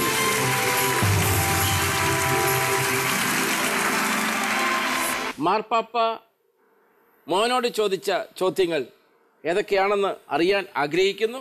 പക്ഷെ അതിനു മുമ്പ് ഒരു പാട്ട് കേട്ടാൽ കൊള്ളാം എന്ന് ചെറിയൊരു ആഗ്രഹം എനിക്കുണ്ട്. പാടുമോ? ഞാൻ പാടത്തില്ല. പിന്നെ ആര് പാടും? എൻ്റെ വൈഫ് പാടും. ഓക്കെ, മിനു. ദിവ്യകാരുണ്യമേ ബലിവേദിയിൽ ഞങ്ങൾക്കായി മുറിയും അപ്പമാണു നീ, ജീവൻ സമൃദ്ധമായി ഉണ്ടാകുവാൻ നീ എന്നും മുറിക്കപ്പെടുന്നു, സ്വയമേ ശൂന്യമാകുന്നു. Very good, thank you. ആ പാട്ടിനെ കുറിച്ച് തന്നെ ഒന്ന് പറയാം. അതിൻ്റെ അകത്ത് ജീവൻ സമൃദ്ധമായി ഉണ്ടാകാൻ എന്ന് പറയുന്നു. ഇപ്പം ഞങ്ങൾ ഒരു കുഞ്ഞുവാവയ്ക്ക് വേണ്ടി വെയിറ്റ് ചെയ്തുകൊണ്ടിരിക്കുകയാണ്. ഞങ്ങൾക്ക് മീനു പ്രഗ്നന്റ് ആണ്. കൺഗ്രാറ്റുലേഷൻസ്. 5 മാസം പ്രഗ്നന്റ് ആണ്. Very good. പ്രത്യേകം പ്രാർത്ഥിക്കുന്നു. ഞങ്ങളും ജീവൻ സമൃദ്ധമായിട്ട് ഉണ്ടാകാൻ വേണ്ടി പ്രാർത്ഥിക്കുന്നു. ഇനി ഇതൊരു തുടക്കമാകട്ടെ എന്ന് ഞാൻ ആശംസിക്കുന്നു. ഞങ്ങളുടെ വിവാഹം ആശ്രവദിച്ച പിതാവ് സ്റ്റെഫാനോസ് തിരുമേനി, തിരുവല്ല അതിരൂപതയുടെ സ്റ്റെഫാനോസ് തിരുമേനി പറഞ്ഞത്, ആകാശത്തിലെ നക്ഷത്രങ്ങൾ പോലെ നിങ്ങൾക്ക് കുഞ്ഞുങ്ങൾ ഉണ്ടാകട്ടെ എന്നാണ് പറഞ്ഞത്. അതിൽ നിന്ന് മാർപ്പാപ്പമാര് വരെ ഉണ്ടാകട്ടെ എന്നും പറഞ്ഞു. ഉണ്ടാകട്ടെ. അപ്പം ഇനിയിപ്പം മാർപ്പാപ്പ ഞങ്ങളോട് ചോദിച്ച ചോദ്യങ്ങളാണ്. ആ ചോദ്യങ്ങൾ ശരിക്കും നമ്മുടെ എല്ലാവരുടെയും ജീവിതത്തെ ടച്ച് ചെയ്യുന്ന കുറേ ചോദ്യങ്ങളാണ് ചോദിച്ചത്. അത് ഞങ്ങളെ ശരിക്കും ചിന്തിപ്പിക്കുകയും കരയിക്കുകയും ചെയ്തു. ശരിക്കും ഞങ്ങളെല്ലാം ഇരുന്ന് കരഞ്ഞുപോയി. ആ ഒരു ആദ്യത്തെ ചോദ്യം ഇതാണ്. ഞങ്ങൾ ഭക്ഷണം കഴിച്ചുകൊണ്ടിരിക്കുക, മാർപ്പാപ്പയോട് ഞങ്ങളിരുന്ന് ഒരുമിച്ചിരുന്ന് ഭക്ഷണം കഴിച്ചുകൊണ്ടിരിക്കുകയാണ്. ഞാൻ തൊട്ടടുത്തിരിക്കുന്നു. അങ്ങനെ ഞങ്ങളെല്ലാവരും മാർപ്പാപ്പയുടെ മുഖത്ത് നോക്കിയിരുന്ന് ഭക്ഷണം കഴിക്കുന്നു. അപ്പോൾ മാർപ്പാപ്പ ചോദിച്ച ആദ്യത്തെ ചോദ്യം ഇതാണ്: നിങ്ങൾ എന്തുകൊണ്ടാണ് എൻ്റെ കൂടെ ഇപ്പോൾ ഇരുന്ന് ഭക്ഷണം കഴിക്കുന്നത്? ഇതേ സമയത്ത് ലോകത്തിൻ്റെ പല ഭാഗങ്ങളിൽ ഒത്തിരി ആൾക്കാർ പട്ടിണി കൊണ്ട് മരിക്കുന്നുണ്ട്. Why are you eating with me when there are millions of people starving for food in slums? അപ്പം ഞങ്ങൾ കഴിച്ചുകൊണ്ടിരിക്കുക.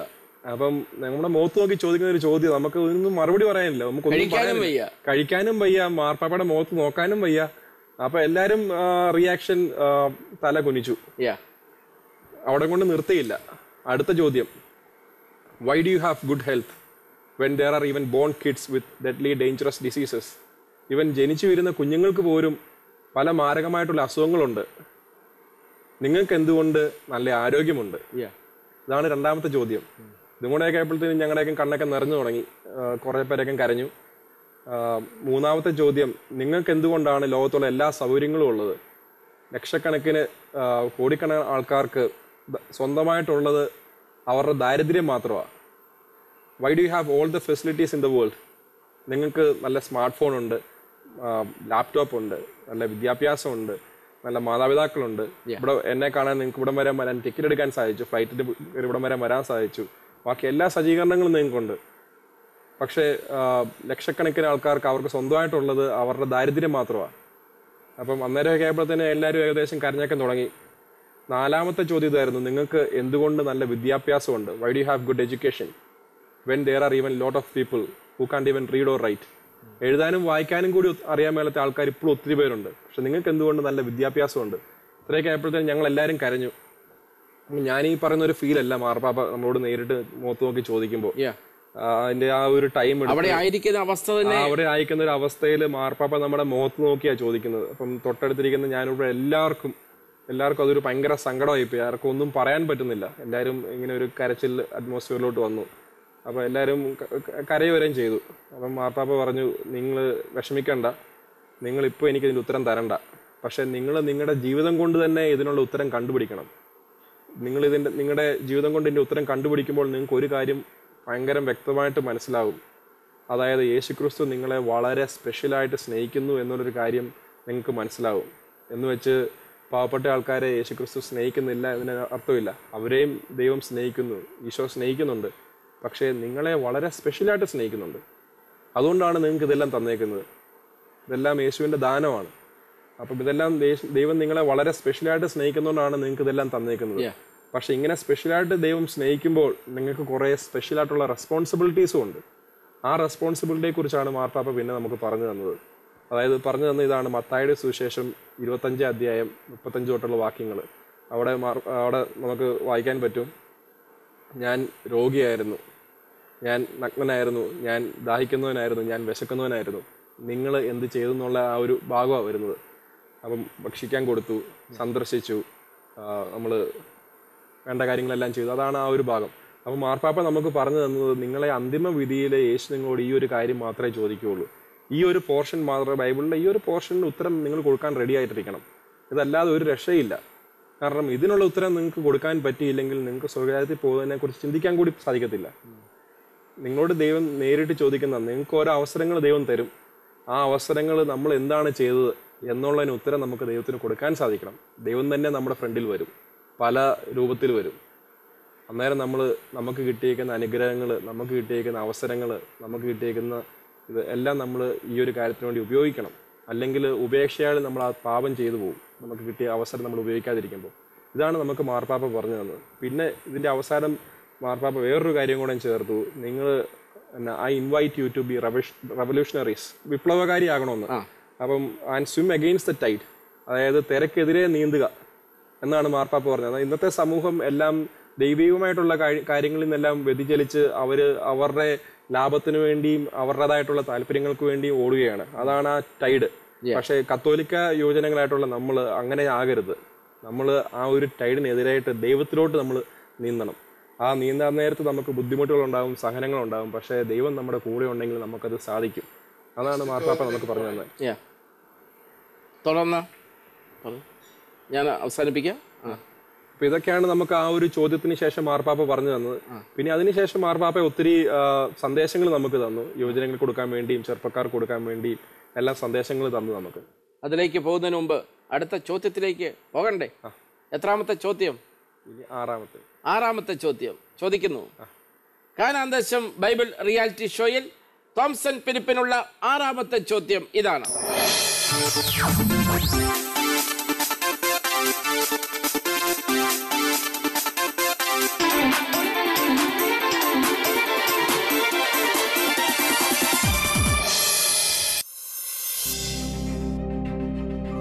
ജോസഫ് എന്ന വാക്കിന്റെ അർത്ഥമെന്ത്? ഓപ്ഷൻ എ കൂട്ടം കൂടുക, ഓപ്ഷൻ ബി തിരഞ്ഞെടുക്കുക, ഓപ്ഷൻ സി സന്തോഷിക്കുക, ഓപ്ഷൻ ഡി വർദ്ധിപ്പിക്കുക. മുമ്പത്തെ ചോദ്യത്തിനും ജോസഫ് ആയിരുന്നു, ഈ ചോദ്യത്തിനും ജോസഫ്. കഴിഞ്ഞ ചോദ്യത്തിൽ ജോസഫ് വിജയിച്ചു, ഉത്തരവായിരുന്നു. ഈ ചോദ്യത്തിൽ ജോസഫ് ചോദ്യമാണ്. കൂട്ടം കൂടുക, തെരഞ്ഞെടുക്കുക, സന്തോഷിക്കുക, വർദ്ധിപ്പിക്കുക. കറക്കിക്കുത്ത് അല്ലാതെ ഒരു മാർഗം ഞാൻ കാണുന്നില്ല. എന്നാലും ഒന്ന് ശ്രമിക്കുക. സന്തോഷിപ്പിക്കുക. വേണോ? ഡിയോ എവിടെ ഞാൻ ലോക്ക് ചെയ്യണം? സാർ ഈ പ്രാവശ്യം ഏതായാലും ഡി തന്നെ ലോക്ക് ചെയ്യും. D. Please lock option D. തെരഞ്ഞെടുക്കുക അല്ലേ? തെരഞ്ഞെടുക്കുക ആണോന്ന് ചോദിച്ചു കഴിഞ്ഞാൽ ആണോന്ന് എനിക്കറിയത്തില്ല. നമ്മൾ കറക്കി കുത്തിയതാണല്ലോ. സന്തോഷിക്കുക ആയിരിക്കാം, ആയിരിക്കാതിരിക്കാം. തെരഞ്ഞെടുക്കുക സാധ്യതയുള്ളതാണ്. ജോസഫിന്റെ ജീവിതത്തിൽ സന്തോഷത്തെക്കാളും കൂടുതൽ സഹനങ്ങളായിരുന്നു. അപ്പം ഒരു വാക്കായിരിക്കും വരാം. നമുക്ക് ചോദിക്കാം. Computer please check. Very good, congratulations again.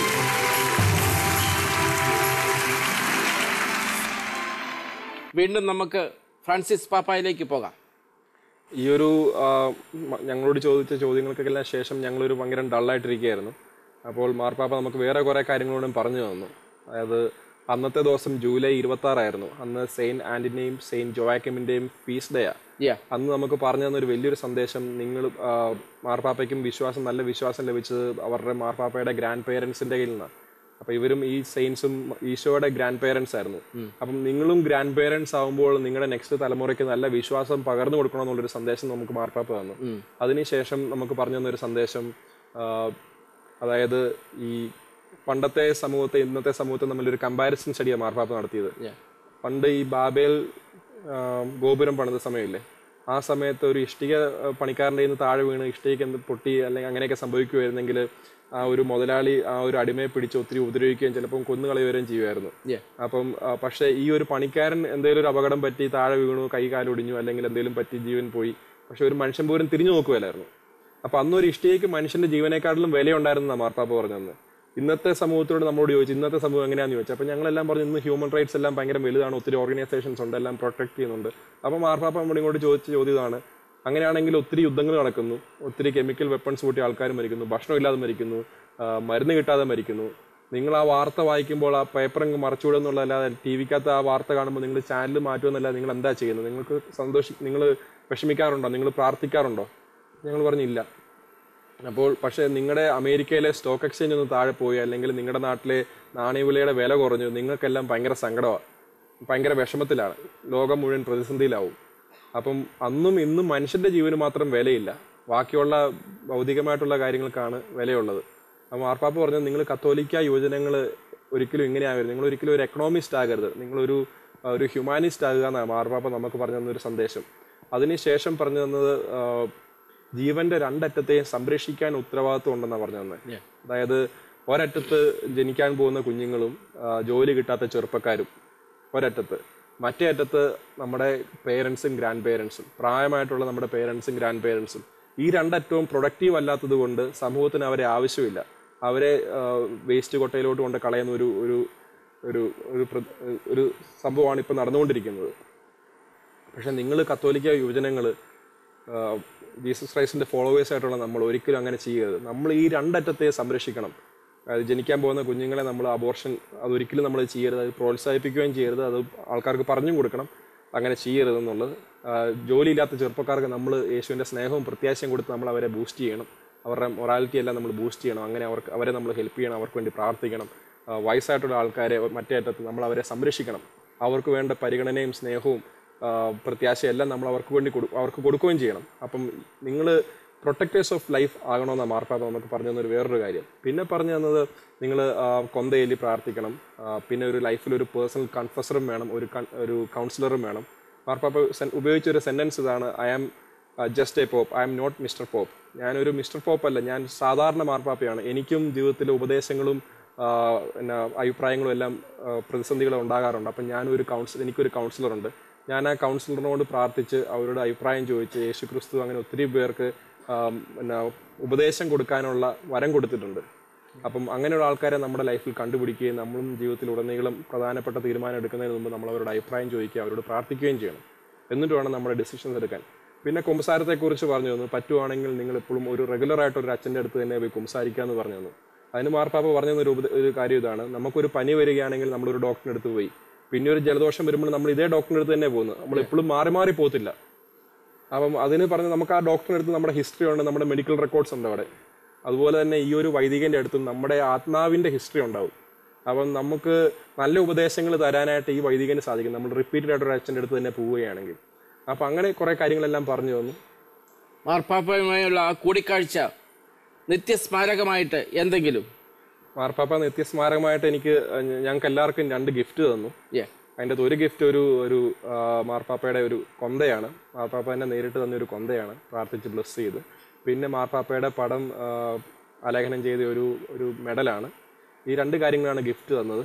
പിന്നെ മാർപ്പാപ്പ ഞങ്ങളെ ഏറ്റവും അവസാനമായിട്ട് ഞങ്ങൾക്കെല്ലാം പേഴ്സണലായിട്ട് സംസാരിക്കേണ്ട ഒരു അവസരം ഉണ്ടായിരുന്നു. അപ്പം ഒരു 5 മിനിറ്റോളം നമുക്ക് കിട്ടി. ആ സമയത്ത് എന്നോട് പറഞ്ഞൊരു കാര്യമാണ്: നിനക്ക് വലിയ ഓപ്പർച്യൂണിറ്റീസ് ഉണ്ട്, അതിലൂടെ നിനക്കൊരു വലിയ റെസ്പോൺസിബിലിറ്റി ഉണ്ട്. അപ്പം അങ്ങനെ ഒരു സന്ദേശം തന്നു. പിന്നെ ഞങ്ങളോട് എല്ലാവരുമായിട്ട് മാർപ്പാപ്പ പറഞ്ഞു, ഞാൻ നിങ്ങളെ ഒരു ലഞ്ചിനും കൂടി ഇൻവൈറ്റ് ചെയ്യാം, I M inviting you for another lunch with me. മാർപ്പാപ്പയുടെ ഒരു ലഞ്ചിനും കൂടെ ഇൻവൈറ്റ് ചെയ്തു. എന്നിട്ട് പറഞ്ഞു, നിങ്ങളുടെ ഫ്രണ്ട്സിനെയും നിങ്ങൾക്ക് ഇഷ്ടമുള്ള ആരെ വേണമെങ്കിലും നിങ്ങൾക്ക് ഇൻവൈറ്റ് ചെയ്യാം ആ ലഞ്ചിന് വരുമ്പോൾ എന്ന് പറഞ്ഞു തന്നു. എന്നിട്ട് സമയം പറഞ്ഞു തന്നില്ല, പക്ഷേ സ്ഥലം നമ്മളോട് പറഞ്ഞു തന്നു. അതാണ് സ്വർഗീയ വിരുന്ന്. മാർപ്പാപ്പ ഉദ്ദേശിച്ചത് സ്വർഗീയ വിരുന്നാണ് ഉദ്ദേശിച്ചത്. എന്നിട്ട് മാർപ്പാപ്പ ഒരു വളരെ തമാശ രീതിയിൽ പറഞ്ഞു, ഒരു ഭയങ്കര ശ്രദ്ധേയമായിട്ടൊരു മെസ്സേജാണ്, പക്ഷെ വളരെ തമാശ രൂപത്തിലാണ് പറഞ്ഞത്. സ്വർഗീയ വിരുന്ന് എപ്പോഴും സ്വർഗത്തിലായിരിക്കും, ഇവിടെ ആയിരിക്കുമല്ല. അവിടെ പോകുമ്പോൾ ഈശോയും മാതാവും ഔസപിതാവും വിശുദ്ധരും എല്ലാവരും കാണും. അപ്പം നമുക്കെല്ലാം ഒരുമിച്ചിരുന്ന് ഭക്ഷണം കഴിക്കാം. പക്ഷേ അത് സ്വർഗത്തിലായതുകൊണ്ട് സ്വർഗത്തിലേക്കുള്ള വഴി ഇടുങ്ങിയതും ഞെരുക്കമുള്ളതുമാണ്. അപ്പോൾ അങ്ങോട്ട് പോകണമെങ്കിൽ നമുക്ക് യേശു ക്രിസ്തുവിൻ്റെ പുറകെ നമ്മുടെ തന്നെ കുരിശു എടുത്തുകൊണ്ട് യേശു ക്രിസ്തുവിൻ്റെ പുറകെ പോയെങ്കിൽ മാത്രമേ ഉള്ളൂ നമുക്ക് സ്വർഗത്തിലെത്താൻ സാധിക്കുകയുള്ളൂ. അതുകൊണ്ട് ഞാനും ശ്രമിക്കാം, നിങ്ങളും ശ്രമിക്കണം, നിങ്ങളുടെ ബാക്കിയുള്ള ഫ്രണ്ട്സും എല്ലാം ശ്രമിക്കണം, നിങ്ങൾ അവരോടെല്ലാം പറഞ്ഞു കൊടുക്കണം എന്ന സന്ദേശത്തോടു കൂടി നമുക്ക് ആ ഒരു ലഞ്ചിൻ്റെ കാര്യം അവിടെ തീർന്നു. Congratulations Thomson, so proud of you. Thank you. അടുത്ത ചോദ്യത്തിലേക്ക് ഞാൻ പോകട്ടെ. 7ാമത്തെ ചോദ്യം. 7ാമത്തെ ചോദ്യത്തിന് പ്രത്യേകതയുണ്ട്. 7ാമത്തെ ചോദ്യത്തിൽ വിജയിക്കുമ്പോൾ തോംസന് 5000 രൂപയുടെ ക്യാഷ് അവാർഡ് വേറെ ലഭിക്കുന്നു. ആരംഭിക്കാം.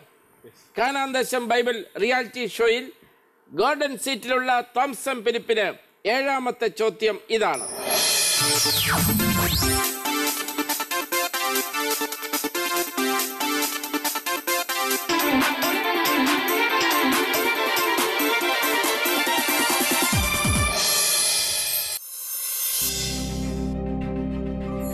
ദാരിദ്ര്യത്തിന്റെ മാതാവ് ആരെന്നാണ് തോബിത്തിന്റെ പുസ്തകത്തിൽ പറയുന്നത്?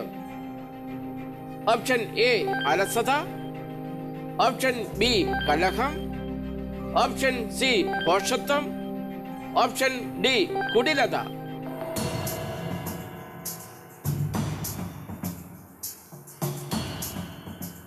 ദാരിദ്ര്യത്തിന്റെ മാതാവ് ആരാണ്?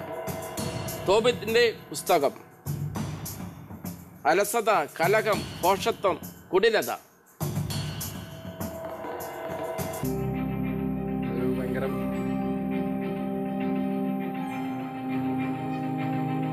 Totally confuse. സമയം തീരുന്നു. അലസത. അലസത ലോക്ക് ചെയ്യട്ടെ.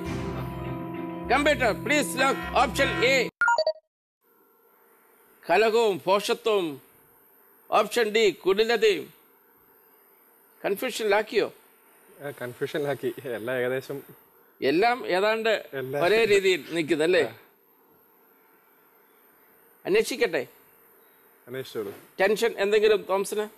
ഒരു ടെൻഷനില്ല. ഞാൻ മാർപ്പാപ്പ തന്ന സന്ദേശം തരാൻ വേണ്ടിയാണ് ഞാൻ ഇവിടെ വരെ വന്നത്. Very good. അത് കൊടുത്തു കഴിഞ്ഞു. ഇത് ജയിക്കുക തോക്കുക എന്നുള്ള എന്നെ സംബന്ധിച്ചുള്ള ഒരു ഇമ്പോർട്ടൻസ്. ഇത് വലിയൊരു ശുശ്രൂഷയാണ് അല്ലേ? പങ്കുവെക്കലാണ്. Very good. ചോദിക്കാം. Computer please check. Very good.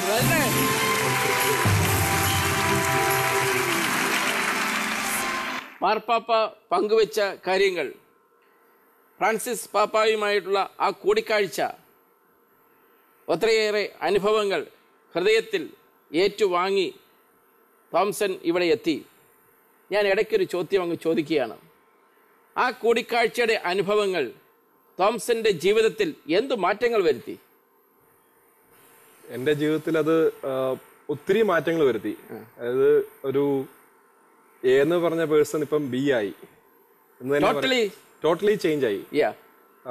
പണ്ടത്തെ കുറച്ച് ദേഷ്യം കാര്യമൊക്കെ ഇപ്പോഴും നിൽപ്പുണ്ട്. ബാക്കി മൊത്തത്തിൽ പണ്ട് ഞാനൊരു ഭയങ്കര ഒരു പോഷായിട്ട് എല്ലാ കാര്യങ്ങളും ഏറ്റവും ലാവിഷായിട്ടൊക്കെ ചെയ്യണമെന്നുണ്ടായിരുന്നു. പക്ഷേ മാർപ്പാപ്പയെ കണ്ടു കഴിഞ്ഞു നമുക്ക് ലൈഫിൽ ഭയങ്കര സിമ്പിളാകാൻ സാധിച്ചു, ഭയങ്കര ഹമ്പിളാകാൻ സാധിച്ചു. മാർപ്പാപ്പ ഭയങ്കര ഹമ്പിളായിട്ടുള്ളൊരു മനുഷ്യനാണ്. ആ റൂമിലോട്ട് കയറി വന്നപ്പോൾ തന്നെ മാർപ്പാപ്പ കയ്യിലൊരു ബാഗ് ഉണ്ടായിരുന്നു. അപ്പം കൂടെ ഒത്തിരി സെക്യൂരിറ്റി ആൾക്കാരുണ്ട്, ബിഷപ്പുമാരുണ്ട്, ആർച്ച് ബിഷപ്പുമാരുണ്ട്, കാർഡിനാൾസ് ഉണ്ട്. ഇവരോട് ആരോട് വേണമെങ്കിലും ബാഗ് പിടിക്കാൻ പറഞ്ഞാൽ പിടിക്കും. പക്ഷേ സ്വന്തം ബാഗ് സ്വന്തമായിട്ട് കയ്യിലെടുത്തുകൊണ്ട് ആ റൂമിൽ വന്ന് എന്നെ ഗ്രീറ്റ്, ഞാൻ ആയി നിന്നു, അതുകൊണ്ട് എന്നെ ഗ്രീറ്റ് ചെയ്യുന്നതിന് മുമ്പ് ഒരു മേശയുണ്ട്, ആ മേശയുടെ സൈഡിൽ കൊണ്ട് നിലത്ത് വെച്ച ബാഗ്, എന്നിട്ടാണ് ഞങ്ങളെ ഗ്രീറ്റ് ചെയ്യാൻ വന്നത്. അപ്പോൾ ഞങ്ങൾ ഈ ഭക്ഷണത്തിൻ്റെ ഇടയ്ക്ക് മാർപ്പാപ്പയോട് അങ്ങോട്ട് ചോദിച്ചു, എന്താണ് ഈ ബാഗിൻ്റെ അകത്ത്? ഞങ്ങൾക്കൊരു കൗതുകം തോന്നിയിട്ട് ചോദിച്ചതാണ്. അപ്പം മാർപ്പാപ്പ പറഞ്ഞു, എൻ്റെ കൊച്ചു ത്രേസ്യ പുണ്യവതിയുടെ ഒരു ചെറിയ നൊവേന പുസ്തകമുണ്ട്, പിന്നെ എൻ്റെ ഒരു ചെറിയ ബൈബിള്, ഒരു ജപമാല, പിന്നെ എൻ്റെ 1-2 ഡ്രസ്സുകൾ, ഇത്രയേ ഉള്ളൂ. അപ്പം ഇതാണ് മാർപ്പാപ്പ. അത്രയും സിമ്പിളാണ്. കാരണം ആരോട് വേണമെങ്കിലും പറഞ്ഞാൽ പിടിക്കും. ജീവിതത്തിലേക്ക് വന്നോ? ആ സിംപ്ലിസിറ്റി എൻ്റെ ജീവിതത്തിലൂടെ ഞാൻ കൊണ്ടുവരാൻ ശ്രമിക്കുന്നുണ്ട്. എൻ്റെ വിവാഹം പോലും ഞാൻ ഒരു ഭയങ്കര എൻ്റെ ഒരു വലിയ ആഗ്രഹമായിരുന്നു. ഭയങ്കര കാഞ്ഞിരപ്പള്ളി തന്നെ ഏറ്റവും വലിയൊരു പോഷായിട്ടുള്ളൊരു കല്യാണമായിട്ട് നടത്തണമെന്നൊക്കെ ഉള്ളൊരു പണ്ട് വലിയൊരു ആഗ്രഹമായിരുന്നു. പക്ഷേ മാർപ്പാപ്പയെ കണ്ടു, മാർപ്പാപ്പയുടെ കൂടിയിരുന്ന് ഭക്ഷണം കഴിച്ചു. അതിലുപരിയായിട്ട് അത് കഴിഞ്ഞിട്ട് ഞാൻ മാർപ്പാപ്പ ചെയ്യുന്ന എല്ലാ കാര്യങ്ങളും ഞാൻ ഫോളോ ചെയ്യുന്നുണ്ട്. മാർപ്പാപ്പയെ ഫേസ്ബുക്കിലും ട്വിറ്ററിലെല്ലാം ഫോളോ ചെയ്യുന്നുണ്ട്. മാർപ്പാപ്പയുടെ പോസ്റ്റുകളെല്ലാം കാണുന്നുണ്ട്. ഏത് പത്രത്തിൽ ഒരു വാർത്ത വന്നാലും ഞാൻ ഇതിനെ ഫുള്ള് വായിക്കാറുണ്ട്. മാർപ്പാപ്പയുടെ ഇൻ്റർവ്യൂസ് എല്ലാം ഞാൻ ശരിക്കും ഇരുന്ന് കേൾക്കാറുണ്ട്, വായിക്കാറുണ്ട്, അതിനെക്കുറിച്ച് ശരിക്കും പഠിക്കാറുണ്ട്. അപ്പം മാർപ്പാപ്പയുടെ ബർത്ത്ഡേ ആഘോഷിച്ചത് തെരുവിലുള്ള 4 ചെറുപ്പക്കാരെ വിളിച്ചിരുത്തിയാണ് ആഘോഷിച്ചതെന്നുള്ള ഒരു വാർത്ത വായിച്ചു. അപ്പോൾ ഞാൻ തീരുമാനിച്ചു, ഇവിടെ ഡിവൈനിലെ തന്നെ ഒരു അച്ഛനുണ്ട്, അവിടെ അച്ഛൻ ന്യൂസിലൻഡിലാണ്, വെല്ലിംഗ്ടണിലാണ്, അത് വർഗീസ്. അപ്പം ഞാനും പറഞ്ഞു, അച്ഛാ എനിക്കും ഇതുപോലെ എന്തെങ്കിലും ചെയ്യണം. അപ്പം അച്ഛൻ പറഞ്ഞു, എടാ അങ്ങനെ നിന്നെക്കൊണ്ട് അത് ചെയ്യാൻ പറ്റുവാണെങ്കിൽ ഒരു വലിയ കാര്യമായിരിക്കും, ഒരു വലിയ സന്ദേശമായിരിക്കും നമ്മൾ കൊടുക്കുന്നത്. ഇന്നത്തെ ചെറുപ്പക്കാരെല്ലാം ഭയങ്കര ഏറ്റവും കൂടുതൽ എക്സ്പെൻസീവ് ആയിട്ടുള്ള കല്യാണം നടത്താനാണ് ആഗ്രഹിക്കുന്നത്. അപ്പോൾ അച്ഛൻ എനിക്ക് ഒത്തിരി പ്രയോജനം തന്നു. അപ്പം അങ്ങനെ ഞാൻ വീട്ടിൽ അവതരിപ്പിച്ചു. അപ്പം ഞാൻ പറഞ്ഞു, അപ്പോൾ നമുക്ക് ഒത്തിരി പേരെയൊന്നും വിളിക്കണ്ട, അപ്പം ഒത്തിരി പേരൊന്നും വിളിച്ച് കല്യാണം നടത്തേണ്ട, നമുക്ക് വളരെ സിമ്പിളായിട്ട് നമ്മുടെ സമൂഹത്തിലുള്ള പാവപ്പെട്ട ആൾക്കാരെ വിളിക്കാം. ആശ്രമങ്ങളിൽ നിന്നും അനാഥാലയങ്ങളിൽ നിന്നൊക്കെയുള്ള പിള്ളേരെയും അല്ലെങ്കിൽ ആശ്രമത്തിലുള്ള ഓൾഡ് ഏജ് ഹോമിലൊക്കെ ഉള്ള ആൾക്കാരെയൊക്കെ വിളിച്ച് നമുക്ക് കല്യാണം നടത്താം. നമുക്ക് റിലേറ്റീവ്സിനെയൊക്കെ വളരെ ചുരുക്കത്തിൽ കുറയ്ക്കാം. അപ്പം വീട്ടിലെല്ലാവരും നല്ല സപ്പോർട്ട് തന്നു. മിനുവിൻ്റെ വീട്ടിലും പറഞ്ഞപ്പോൾ അവർക്കും ഹാപ്പി ആയിരുന്നു. എല്ലാവർക്കും ഒരു ഇനിഷ്യലി ഇതെങ്ങനെയാകും, സമൂഹം എങ്ങനെ ആക്സെപ്റ്റ് ചെയ്യും എന്നുള്ളതിനെക്കുറിച്ചൊരു ടെൻഷൻ ഉണ്ടായിരുന്നു. കാരണം ആദ്യമായിട്ടൊരു സമൂഹം നടക്കാൻ പോവുകയാണ്. അപ്പോൾ ആൾക്കാർ വരുന്ന, നമ്മൾ ഇൻവൈറ്റ് ചെയ്ത് വരുന്ന ആൾക്കാരുടെ ഇടയ്ക്ക് പാവപ്പെട്ടവരിന്ന് കഴിക്കുമ്പോൾ അല്ലെങ്കിൽ മാനസിക പ്രശ്നമുള്ള ആൾക്കാരിന്ന് കഴിക്കുമ്പോൾ അവർക്ക് എങ്ങനെ ആക്സെപ്റ്റ് ചെയ്യാൻ പറ്റും എന്നുള്ളൊരു കൺഫ്യൂഷൻ ഉണ്ടായിരുന്നു. എങ്കിലും ഞങ്ങളുടെ ഇടവകയിലെ വികാരിയച്ഛനെ കാണാൻ പോയി. അച്ഛനോട് ഈ കാര്യം പറഞ്ഞു. അപ്പോൾ അച്ഛനും പൂർണ്ണ ഒരു സപ്പോർട്ടാണ് ആയിരുന്നത്. വളരെ നല്ല കാര്യമാണ്. ജോർജ് ആലിംഗലച്ഛൻ്റെ അടുത്ത് പോയി പറഞ്ഞപ്പോൾ അച്ഛനും ഭയങ്കര ഒരു സപ്പോർട്ടാണ്. അച്ഛനും പറഞ്ഞു, ഞങ്ങൾ സാധാരണ പള്ളിമുറിയിൽ നിന്നാണ് കഴിക്കുന്നത്, ഞാനും ആ കൂട്ടത്തിൽ തന്നെ വന്നിരുന്ന് കഴിച്ചോളാം എന്നുള്ളൊരു പ്രചോദനം, അത് ഒരു ഭയങ്കര സപ്പോർട്ടായിരുന്നു. അങ്ങനെ ഞങ്ങൾ അങ്ങനെയാണ് വിവാഹം നടത്തിയത്. ഞങ്ങൾ മൊത്തം ഒരു 500 പേരോളം ഉണ്ടായിരുന്നുള്ളൂ വിവാഹത്തിന് വന്നത്.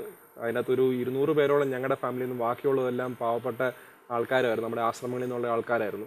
അവർക്കെല്ലാം ഈ ഒരു വിവാഹത്തിന് വന്നു കഴിഞ്ഞപ്പം അവരെല്ലാം കണ്ണുകളിൽ നമുക്ക് കാണാൻ സാധിച്ച ഒരു വലിയൊരു കാര്യം, അവരുടെ ജീവിതത്തിൽ എന്തോ ഒരു വലിയൊരു ആഗ്രഹം സാധിച്ചതുപോലൊരു ഇത് നമുക്ക് കാണാൻ സാധിച്ചു. അവർ വന്ന് നമുക്ക് വേണ്ടി പ്രാർത്ഥിക്കുകയും എൻ്റെ മിനുവിൻ്റെയും എൻ്റെയൊക്കെയും തലയിൽ കൈതൊട്ട് അനുഗ്രഹിക്കുകയും അതെല്ലാം ചെയ്തു. അത് കഴിഞ്ഞിട്ട് ഒരു വലിയൊരു സംഭവം നടന്നത്, ഞങ്ങൾ ഈ ഒരു പ്രോഗ്രാം കഴിഞ്ഞ് ഞങ്ങൾ കാഞ്ഞിരപ്പള്ളിയിലെ ഇഞ്ചിയാനിയിലെ സ്നേഹദീപം അവിടെ ആശ്രമത്തിൽ അവരുടെ 20ാം ആനിവേഴ്സറിക്ക് ഞങ്ങൾ പോയി. അപ്പോൾ ഞാനും മിനുവും കൂടെയാണ് പോയത്. അപ്പോൾ ഞങ്ങൾ അവിടെ പ്രോഗ്രാം തുടങ്ങിക്കഴിഞ്ഞപ്പോഴാണ് ഞങ്ങൾ ചെന്നത്. ഞങ്ങളെ അവിടെ ചെന്ന് കണ്ടപ്പോൾ തന്നെ അവിടുത്തെ പിള്ളേർ ആ പ്രോഗ്രാമിൻ്റെ ഇടയ്ക്കൊന്ന് ഓടി ഇറങ്ങി പുറകെ വന്നിട്ട് ഞങ്ങളെ കൂട്ടിക്കൊണ്ട് അവരുടെ ഇടയ്ക്ക് കൊണ്ട് ഇരുത്തി. അവർ പിള്ളേരിരിക്കുന്ന ബെഞ്ചിൽ കൊണ്ട് ഞങ്ങളെ കൊണ്ട് ഇരുത്തി. അപ്പോൾ അവിടെ ഫംഗ്ഷൻ നടന്നുകൊണ്ടിരിക്കുക. അപ്പോൾ ഫംഗ്ഷൻ ഒന്ന് ചെറുതായിട്ടൊന്ന് ഇൻട്രപ്റ്റ് ആയി. ഞങ്ങൾ ചെന്ന സന്തോഷത്തിൽ പിള്ളേർ ഇറങ്ങി പുറകോട്ട് ഓടി വന്നപ്പോൾ അവർക്ക് അവരുടെ നിഷ്കളങ്കത കാരണം ഓടി വന്നതാണ്. അവർ വന്നു ഞങ്ങളെ അടുത്ത് വന്ന് കെട്ടിപ്പിടിച്ചിരുന്ന് ഞങ്ങളുടെ കയ്യിലും എല്ലാം പിടിച്ച് ഭയങ്കര ഉമ്മവെപ്പ്. എന്നിട്ട് ഞങ്ങളോട് പറഞ്ഞു, ഞങ്ങൾ ഗിഫ്റ്റ് കൊടുത്തായിരുന്നു, വന്ന എല്ലാവർക്കും ഗിഫ്റ്റ് കൊടുത്തായിരുന്നു. എല്ലാവർക്കും ഓരോ ബെഡ്ഷീറ്റ് ഞങ്ങൾ ഗിഫ്റ്റ് കൊടുത്തു. അപ്പോൾ ആ ഒരു കൊച്ചെന്നോട് പറഞ്ഞു, ചേട്ടായി തന്ന ഗിഫ്റ്റ് ബെഡ്ഷീറ്റ് ഇല്ല, ഞങ്ങൾക്കെല്ലാം ഭയങ്കര ഇഷ്ടമായി, ഞങ്ങളത് ഇപ്പോൾ എടുക്കുന്നില്ല, ഞങ്ങളതെല്ലാം സൂക്ഷിച്ചു വെച്ചേക്കാം, ഇപ്പോൾ ഉള്ള ഞങ്ങളുടെ ബെഡ്ഷീറ്റ് കുറച്ചും കൂടെ കീറാനേ ഉള്ളൂ, അതും കൂടെ മുഴുവൻ കീറി കഴിയുമ്പോൾ ഞങ്ങൾ ചേട്ടായി തന്ന് എടുത്തോളാം. അപ്പോൾ ആ കുഞ്ഞിങ്ങനെ പറഞ്ഞപ്പോൾ അത് ഞാൻ ഇന്നും ഓർത്തിരിക്കുന്ന, വിവാഹത്തിൻ്റെ കാര്യത്തിൽ ഓർത്തിരിക്കുന്ന ഒരു മെയിൻ ഇൻസിഡൻ്റ് ആണ് ആ ഒരു സംഭവം. കാരണം അത് ചെയ്തുകൊണ്ട് ഒരാൾക്കൊരു നന്മ ചെയ്യാൻ പറ്റി, ആ കുഞ്ഞിൻ്റെ ജീവിതത്തിൽ ഒരു സന്തോഷം കൊടുക്കാൻ പറ്റി. അതാണ് ഞങ്ങളുടെ ജീവിതത്തിൻ്റെ അല്ലെങ്കിൽ ഞങ്ങളുടെ വിവാഹത്തിൻ്റെ ഏറ്റവും വലിയൊരു മൈൽ സ്റ്റോൺ. അടുത്ത ചോദ്യത്തിലേക്ക് കടക്കാം. 8ാമത്തെ ചോദ്യം. കാനാൻ ദേശം ബൈബിൾ റിയാലിറ്റി ഷോയിൽ തോംസൺ പെരുപ്പിനുള്ള 8ാമത്തെ ചോദ്യം ഇതാണ്.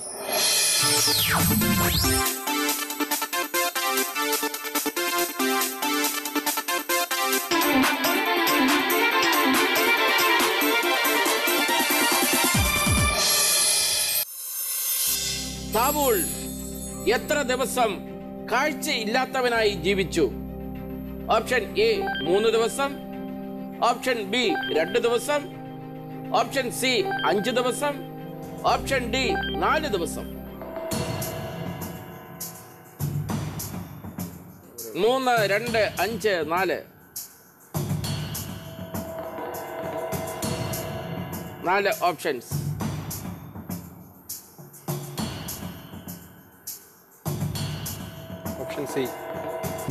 ഓപ്ഷൻ സി 5 ദിവസം. ലോക്ക് ചെയ്യാമോ? ഇനിയും ആലോചിക്കുവാൻ സമയം 20 സെക്കൻഡുകളുണ്ട്. ഏതായാലും കറക്കി കുത്തിയതാ, ഇനിയിപ്പം കൂടുതൽ ആലോചിച്ച സമയം കൂടുതൽ ആലോചിക്കണ്ടേ? ചിന്തിക്കണോ? മാറ്റണോ? ഉറപ്പിക്കാമോ? ഏത് ലോക്ക് ചെയ്യണം? ഉറപ്പിക്കാമോ? Computer please lock option A. ആകെ കൺഫ്യൂഷനായി അല്ലേ? കൺഫ്യൂഷനാക്കി. തെറ്റിപ്പോയെങ്കിൽ പുറത്താ. കുഴപ്പമില്ല. സന്തോഷം. കൺഫ്യൂഷൻ ശരിയോ തെറ്റോ ചോദിക്കാം. Computer please check.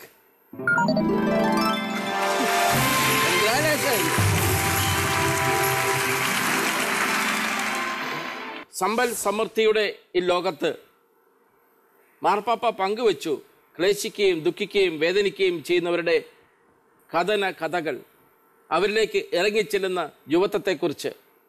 ഇതാ നമ്മൾ ഓണത്തിൻ്റെ കാലത്തിലൂടെ സഞ്ചരിക്കുകയാണ്.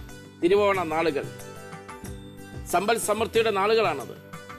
പഴയ ഓർമ്മകൾ അയവിറക്കിക്കൊണ്ട് നമ്മൾ നീങ്ങുന്നു. എങ്ങനെ ഇന്നത്തെ ഓണത്തെ തോംസൺ നോക്കിക്കാണുന്നു? മാർപ്പാപ്പ പറഞ്ഞ കാര്യം തന്നെ എനിക്ക് പറയാനുള്ളത്. നമ്മൾ ഓണത്തിന് ഏറ്റവും നല്ല അടിപൊളി ഭക്ഷണമൊക്കെ കഴിക്കാൻ നേരത്ത്, നമുക്ക് ഒത്തിരി കൂട്ടാൻ കറിയൊക്കെ കഴിക്കാൻ നേരത്ത് നമ്മൾ ഓർക്കേണ്ട ഒരു കാര്യം, ഇതേ സമയത്ത് ഒത്തിരി ആൾക്കാർ ഒന്നും കഴിക്കാനില്ലാതെ പട്ടിണിയായിട്ട് എവിടെയെങ്കിലും കാണും. അങ്ങനെ ഒരാൾക്കെങ്കിലും നമ്മൾ ആ നേരത്തെ ഒരു ഭക്ഷണം കൊടുക്കാൻ പറ്റുവാണെങ്കിൽ വലിയൊരു കാര്യമായിരിക്കും. ആ ദിവസമെങ്കിലും പാവങ്ങളോട് കരുണ കാണിക്കുക. നമ്മുടെ ചുറ്റുപറ്റുമുള്ള ആൾക്കാരെ നമ്മൾ കണ്ടില്ലെന്ന് നോക്കരുത്. പാവപ്പെട്ടവരുണ്ട്, നമ്മളെ കൊണ്ട് ഒരു നേരത്തെ ഭക്ഷണം കൊടുക്കാൻ പറ്റുവാണെങ്കിൽ ഓണത്തിന് നമുക്ക് ചെയ്യാൻ പറ്റുന്ന ഏറ്റവും വലിയൊരു കാര്യമായിരിക്കും. Very good Thomson. അടുത്ത ചോദ്യത്തിലേക്ക് കടക്കട്ടെ. 9ാമത്തെ ചോദ്യം അല്ലേ? കാനാൻ ദേശം ബൈബിൾ റിയാലിറ്റി ഷോയിൽ ഇതാ തോംസനുള്ള 9ാമത്തെ ചോദ്യം.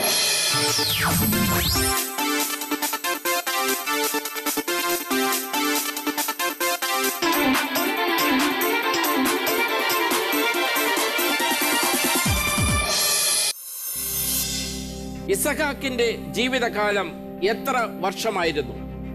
ഓപ്ഷൻ എ 130 വർഷം, ഓപ്ഷൻ ബി 100 വർഷം, ഓപ്ഷൻ സി 180 വർഷം, ഓപ്ഷൻ ഡി 150 വർഷം.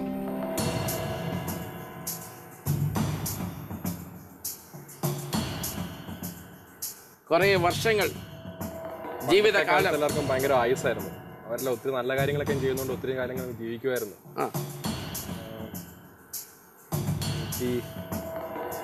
എവിടെ ഞാൻ ലോക്ക് ചെയ്യണം? ഞാനിങ്ങനെ ആലോചിക്കാം സാറേ. 150.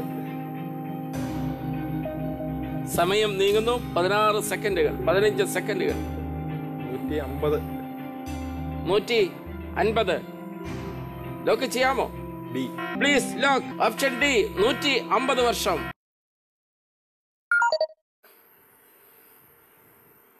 നാല് വർഷങ്ങൾ, 4 ഓപ്ഷനുകൾ വിഭിന്നങ്ങളായി കേട്ടപ്പോൾ ടോട്ടലി കൺഫ്യൂസ്. അതിൻ്റെ ഇടയ്ക്ക് ഒരു ചെറിയ കാര്യം പറഞ്ഞു, കുറെ കാലം ജീവിക്കുന്നവരായിരുന്നു എന്ന്. ഉത്തരം ശരിയാണോ ചോദിക്കട്ടെ? അത് ചോദിച്ചോ? Computer please check. പേടിയില്ല, പേടിയില്ല, ഞെട്ടിയില്ല. ഇവിടം വരെ വന്നു തന്നെ ദൈവാനുഗ്രഹം. Very good. പക്ഷെ ഒരു ക്ലൂ നേരത്തെ എന്നോട് ഇങ്ങോട്ട് തോംസൺ പറഞ്ഞു. ആ ക്ലൂ ആയിരുന്നോ ശരിയെന്ന് ഇപ്പോൾ അറിയാം. Computer please. ഓപ്ഷൻ സി 180 വർഷം. ആദ്യം കൊടുത്തു 130 വർഷം, 100 വർഷം, 180 വർഷം, 150 വർഷം. കൂടുതൽ കാലം ജീവിച്ചിരിക്കുന്നവരാണ് എന്ന് പറഞ്ഞിട്ടും എന്താ 180ലേക്ക് വരാതിരുന്നത്? 150 വരെയൊക്കെ പോകുന്നൊരു സംശയം ഉണ്ടായിരുന്നു. ഓക്കെ തോംസൺ കാനാൻ ദേശം ബൈബിൾ റിയാലിറ്റി ഷോയിൽ പങ്കുചേർന്നു. വളരെയേറെ അഭിമാനമുണ്ട് തോംസനെ ഈ ഗോൾഡൻ സീറ്റിൽ കാണുമ്പോൾ. വലിയ ഉത്തരവാദിത്തമാണ് പ്രിയപ്പെട്ട മകനിലേക്ക് മാർപ്പാപ്പ തന്നത് അല്ലേ? അതെ. ആ ഉത്തരവാദിത്തങ്ങൾ അക്ഷരം പ്രതി നിറവേറ്റി കുടുംബത്തിൽ, സമൂഹത്തിൽ മിടുമിടുക്കനായി മാറട്ടെ എന്ന് ഞാൻ ആശംസിക്കുകയാണ്. എല്ലാ മാന്യപ്രേക്ഷകർക്കും എൻ്റെയും എൻ്റെ കുടുംബത്തിൻ്റെയും ഓണാശംസകൾ. ഈ ഓണം നമുക്കെല്ലാവർക്കും വളരെ നല്ലൊരു ഫലദായകമാകട്ടെ. അതിലൂടെ നമുക്ക് ഒത്തിരി നല്ല കാര്യങ്ങൾ സമൂഹത്തിന് ചെയ്യാൻ സാധിക്കട്ടെ.